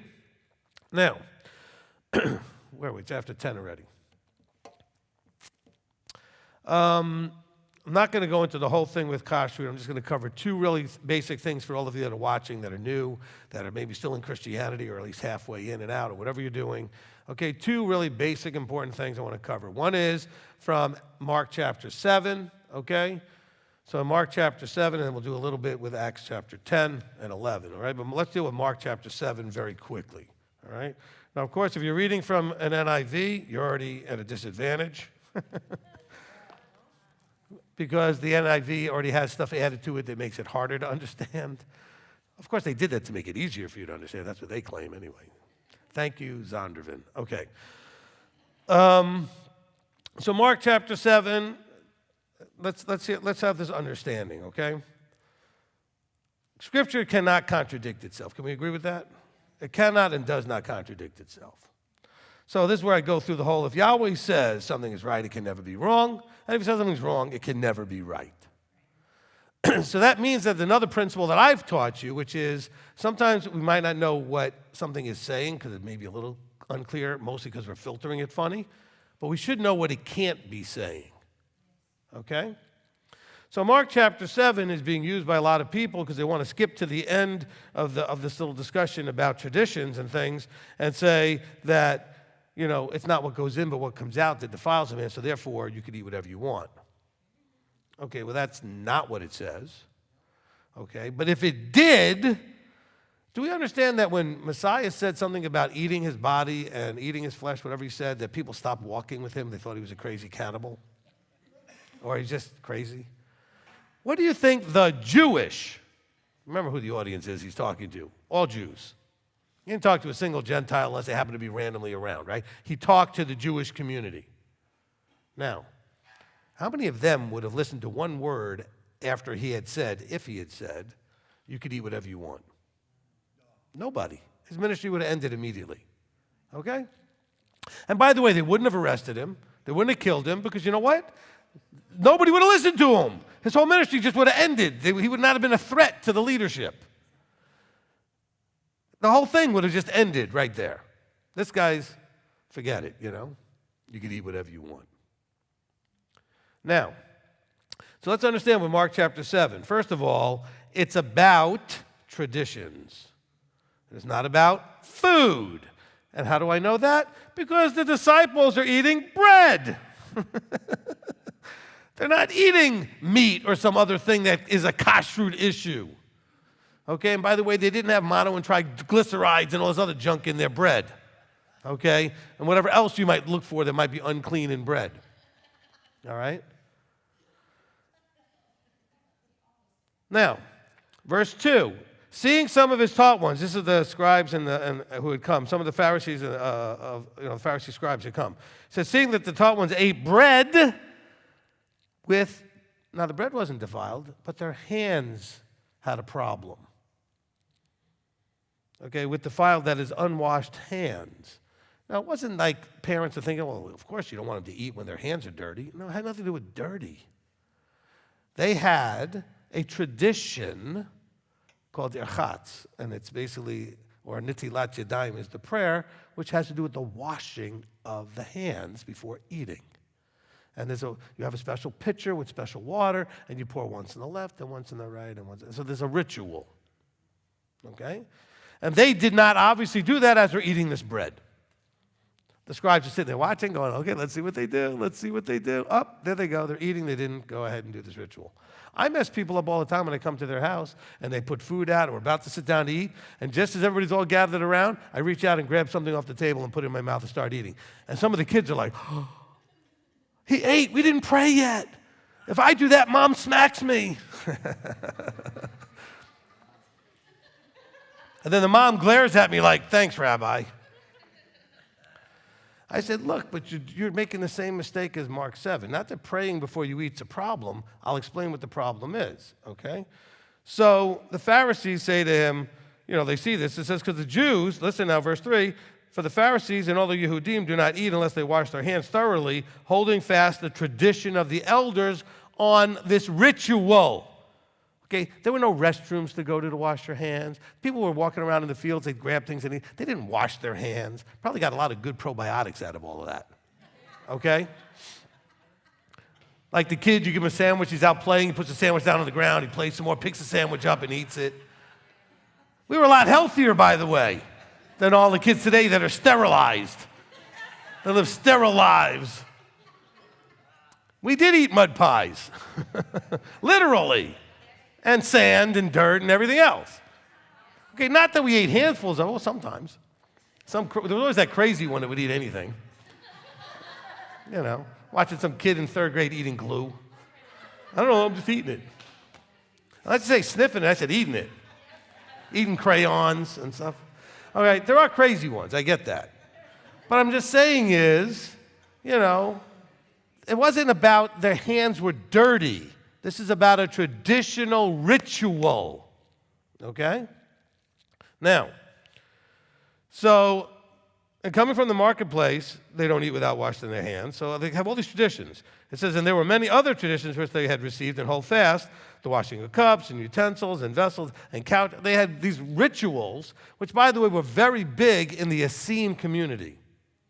Okay? The Essene community was known for their asceticism, which is this obsession with cleanliness rituals. Okay? Now, so they come up and they go to Yeshua, right? And they go, why do your taught ones worry about what they're eating? That don't they know they can eat whatever they want? He says, why do your taught ones not walk according to tradition, okay, of the elders? He didn't say, why are they breaking Torah? They didn't accuse the Torah issue here. Now, this is the Pharisees and the scribes. If he had somehow done something with them that broke Torah, don't you think they would have said something? When he healed on the Sabbath, what did they say? You're breaking Torah. They didn't say he was breaking a tradition. They said, you're breaking Torah. Now, of course, they were wrong, because he was actually doing something that broke one of their traditions, had nothing to do with Torah, but they accused him of breaking Torah. Here, there's no even accusation. They flat out admit it's a tradition. And they're having a meltdown. He says, but eating bread, again, we know it's bread, with unwashed hands. And so he says to them, I'm not going to go through the whole thing, but basically what he says to them is this. All right? You guys missed the point with traditions. Nothing wrong with traditions. Because he never says that the washing hands thing is stupid, don't do it. That's why my students, he says that you guys have the traditions in a wrong place. Okay, you're holding them in a wrong elevation. Traditions are fine, and he's going to tell us unless they break one of two things. One, you elevate it as a Torah command. Don't say Yahweh said something he didn't say. That's a problem. So all of you that flip out if your kids don't pray before they eat, stop it. I'm not saying stop doing the prayer. Calm down. It's not breaking a commandment. There is no commandment to do that. Okay? It's a tradition. The Jews do it. They pray before, they pray after, they pray during. Who knows? They pray all the time. Okay? They do. They got a bracha before the meal, and then they have Birkat Hamazon after the meal. Okay? So, but those are all traditions. Now, but that being said, he has another issue. If your tradition gets in the way of a Torah command, that's a problem. That's what he accuses him and says, look, you know, it says honor mother and father, but you say I'm not going to take, and by the way, he helps you understand what that means. It means you have an inheritance that they gave you because they're now too old to take care of the family business and everything. You need to take care of them with that. And you say, oh, no, I don't have any more money to do that with because I gave it all to the temple. Okay? Because that's what they say when they're calling it Korban, right? The Korbanot are the offerings. Okay, this is, you know, these free will things that you would do. So I gave it as a korban. All right, well, there you go. He says it's a gift. It says, no. See, you just abrogated that Torah command. You found a way so that you don't have to do it because I can't do it. I gave it all away. No, you are obligated to do it. Now, all of you are wondering, what do I need to do with my parents today? If your parents gave you all their money to take care of them, then you need to use it to take care of them. Okay? And shame on you, for example, if you want their house as an inheritance instead of letting the Medicare take it and put them in a home because you want it. Well, it's theirs, not yours. Get your own house. Make your own money. But just understand that our obligation to take care of our parents or make sure they're taken care of is that's there. Okay? And so that's kind of when people say, what does that mean, the fifth commandment, the honor of mother and father, the fifth commandment? Well, it doesn't mean you have to do everything they say. It's not an obedience thing. It's a respect thing. All right, now, basically it says they took care of you when you were down here. You take care of them now that they're old. And now they're starting to bend and be hunched like down there again, okay? But this is the thing with the traditions. All right? So the kashrut, a lot of people turn to Mark 7 and say, oh, no, now that's done away with. We can do whatever we want. You know. He says, at the end of verse 11, says, you do these things nullifying the word of Elohim through your tradition. So you got to be careful. Traditions are fine as long as they don't get in the way with the Torah command or nullify in any way. Or B, you don't elevate a tradition to as if it is a Torah command when it wasn't. Okay? So if your family likes to pray before you eat, you tell the kids, it's not a Torah command, but this is what our family does. And I want you to respect that because it's what our family does. And if your family does certain things to start Shabbat, by the way, there's not a single verse about what they call opening Shabbat. The Jews do certain things to quote-unquote open Shabbat. You can do whatever you want to open Shabbat, but the point is, it's not a command. Okay? Command is stop working. This is now set apart time, right?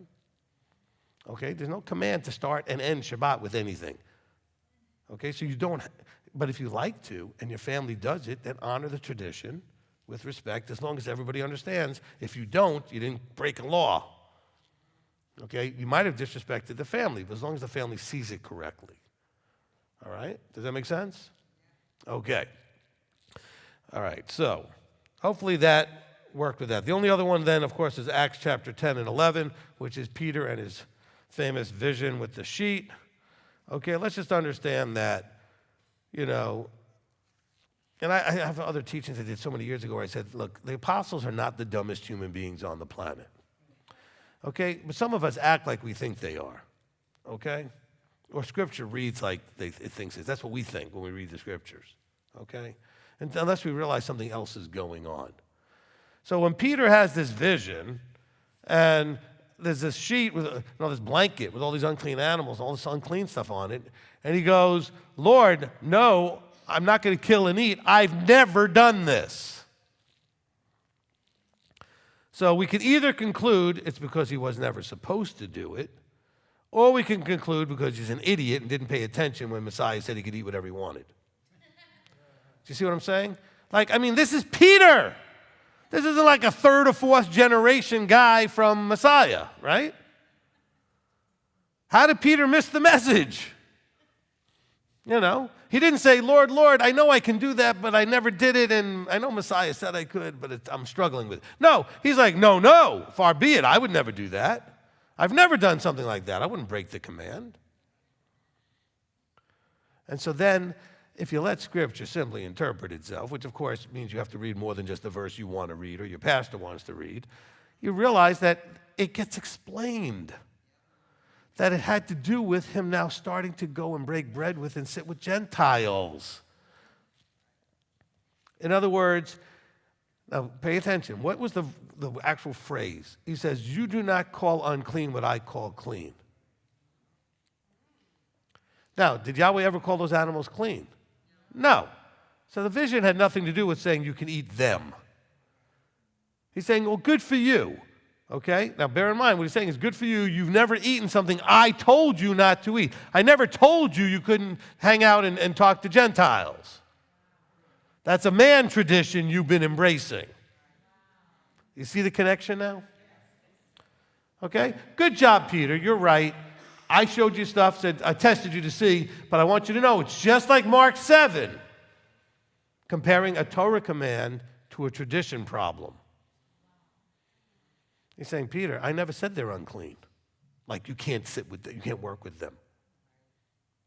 I said certain animals are unclean. I said their carcasses are unclean. I never said, he never calls people unclean. Now, he will call you having the status of unclean if you're one of his people and you did something, now you can't interact with him in the tabernacle. So you become in a state called tameh. Right? I have a teaching called tameh tahor. What state are you in? Right? But you know what? Gentiles don't have to worry about that. They're not going to the temple. So they can't, there is no state of tameh, and they're never going to be tahor. They're just people. Their status is nations, Gentiles, goyim. That's their status. Okay? And it never says you can't interact with them. Never said you can't break bread with them. No, these are all man-made traditions. Okay? So just realize that when we're looking at these two primary verses, okay? Primary, when it comes to the New Testament being used to undo the Old, neither one of them has anything to do with food. Nothing. Because the food wasn't the issue in Mark, it was the tradition of washing their hands. It had nothing to do with what they were eating. You know. Oh my gosh. You know. And this is where we end up with the problems, okay? We're not letting the book speak for itself because we don't have teachers that are going to tell you what it actually says. They're just going to keep re-spewing out the nonsense for the last 2,000 years of what people said. It actually goes back further because even in Yeshua's day, on the Jewish side of it, they had their own mess, okay? Which was why Yeshua had, look, this is why my mother, when I first told her I was reading the New Testament, said, well, it's very anti-Semitic. It's not. It's very anti-nonsense. He wasn't against the Jews. He was against very specific things that certain Jews were making everybody do. Imposing the adding where the Christians want to impose the taking away. All right? And he doesn't have a problem with adding. He just doesn't think that you should elevate it to being Torah. Okay? You know, I said to a guy one time, I was in New York, he saw my seat, right? So I got these here, I got my seat on. By the way, if you're watching, anytime you're watching teachers, you should be looking for these. Anybody claims they're a rabbi or whatever, where's their seat? Anybody claims there's a lot of guys out there, I watch them on TV, the first thing I look for, do they have seat on? It's a basic, simple commandment. All right? So anyway, I'm wearing my seat, but I don't have a yarmulke on, right? I don't have a kippah on. And so my Jewish friends came by and said, when did you start wearing tzitzit? Well, I told them when. I said, but where's your kippah? I took these, I said, Torah. I said, Talmud. They go, okay, they got it. Because the instruction to wear the kippah is a Talmudic instruction. It's written in the Talmud. Okay, commandments of men. By the way, it's nothing wrong with it. We have people that wear them. But just understand, it's a choice to wear it or not for you. And the reason to wear it was explained as to remind you that there's something higher than you. It's an ego limiter, okay? Now, in New York, they seem to have missed that point because you can walk into any Orthodox store and buy ones with your favorite sports team on it and all this. It's not an ego limiter that way. You can. You get them, you know, you get them with Marvel characters on it, you know, Disney princesses. Wow. You get it with almost anything you can imagine on it, okay? All right? I mean, it's like, really? Now it's become a fashion statement. It's almost like the Messianics wearing their rainbow-colored seat and all the different colors and things that they want to put in their seat. It's like you're missing the point. You know, you're just missing the point completely. All right, well, I hope that helped clear up some of that confusion. Okay? All right, I didn't really allow any time for anybody to come up, so we're going to continue that by not allowing anybody to come up. That way the people on the internet don't get mad that I let some of you come up and not them. But it is 10:30, so I think it's fair we can end now. Okay? Look, it went a little long because I talked a little bit too long probably during the prayer time, and Rebitz's presentation was a very good, thorough, long presentation. And then, of course, those other stuff I tried to give you briefly. If you want more, go look up Kashrut in Context and Kashrut, What is Food? I believe those teachings are still somewhere on the internet, and you can find them, okay? And that will help clear it up. I'm sure I'll redo them again at some point. All right, we're going to go ahead and close. If you'll all rise, and we'll be led in a closing blessing by Mr. David Klein. Avinu Makino, Father, our King, we come to conclude this evening, entering the Sabbath, hearing from the words of the Father and our anointed and appointed leadership that how we can fall and not when we don't listen to leadership and instruction, as pointed out in Scripture. When we take this lesson, we walk forward onward to the next day. Tomorrow continues with the Sabbath, and we pray to you that we can listen to your word and listen to leadership. And I say these things in your Son's name, Yeshua HaMashiach. Amen and amen. Amen. Amen. All right. Anybody who wants to be on camera, come over here on this side of the room. You'll know you're on camera if you see yourself on the screen up there.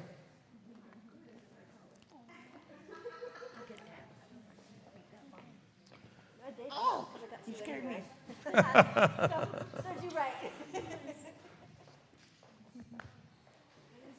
Everybody's coming, is coming? All right, we're good. All right, so we're going to go ahead and look over here at John behind the camera. We're really trying to connect with the people on the internet. So look at the camera. We want to appreciate them as being part of the family and the congregation at large. So, in doing so, we're going to wish them all a Shabbat Shalom and tell them that we love them on 3. 1, 2, 3.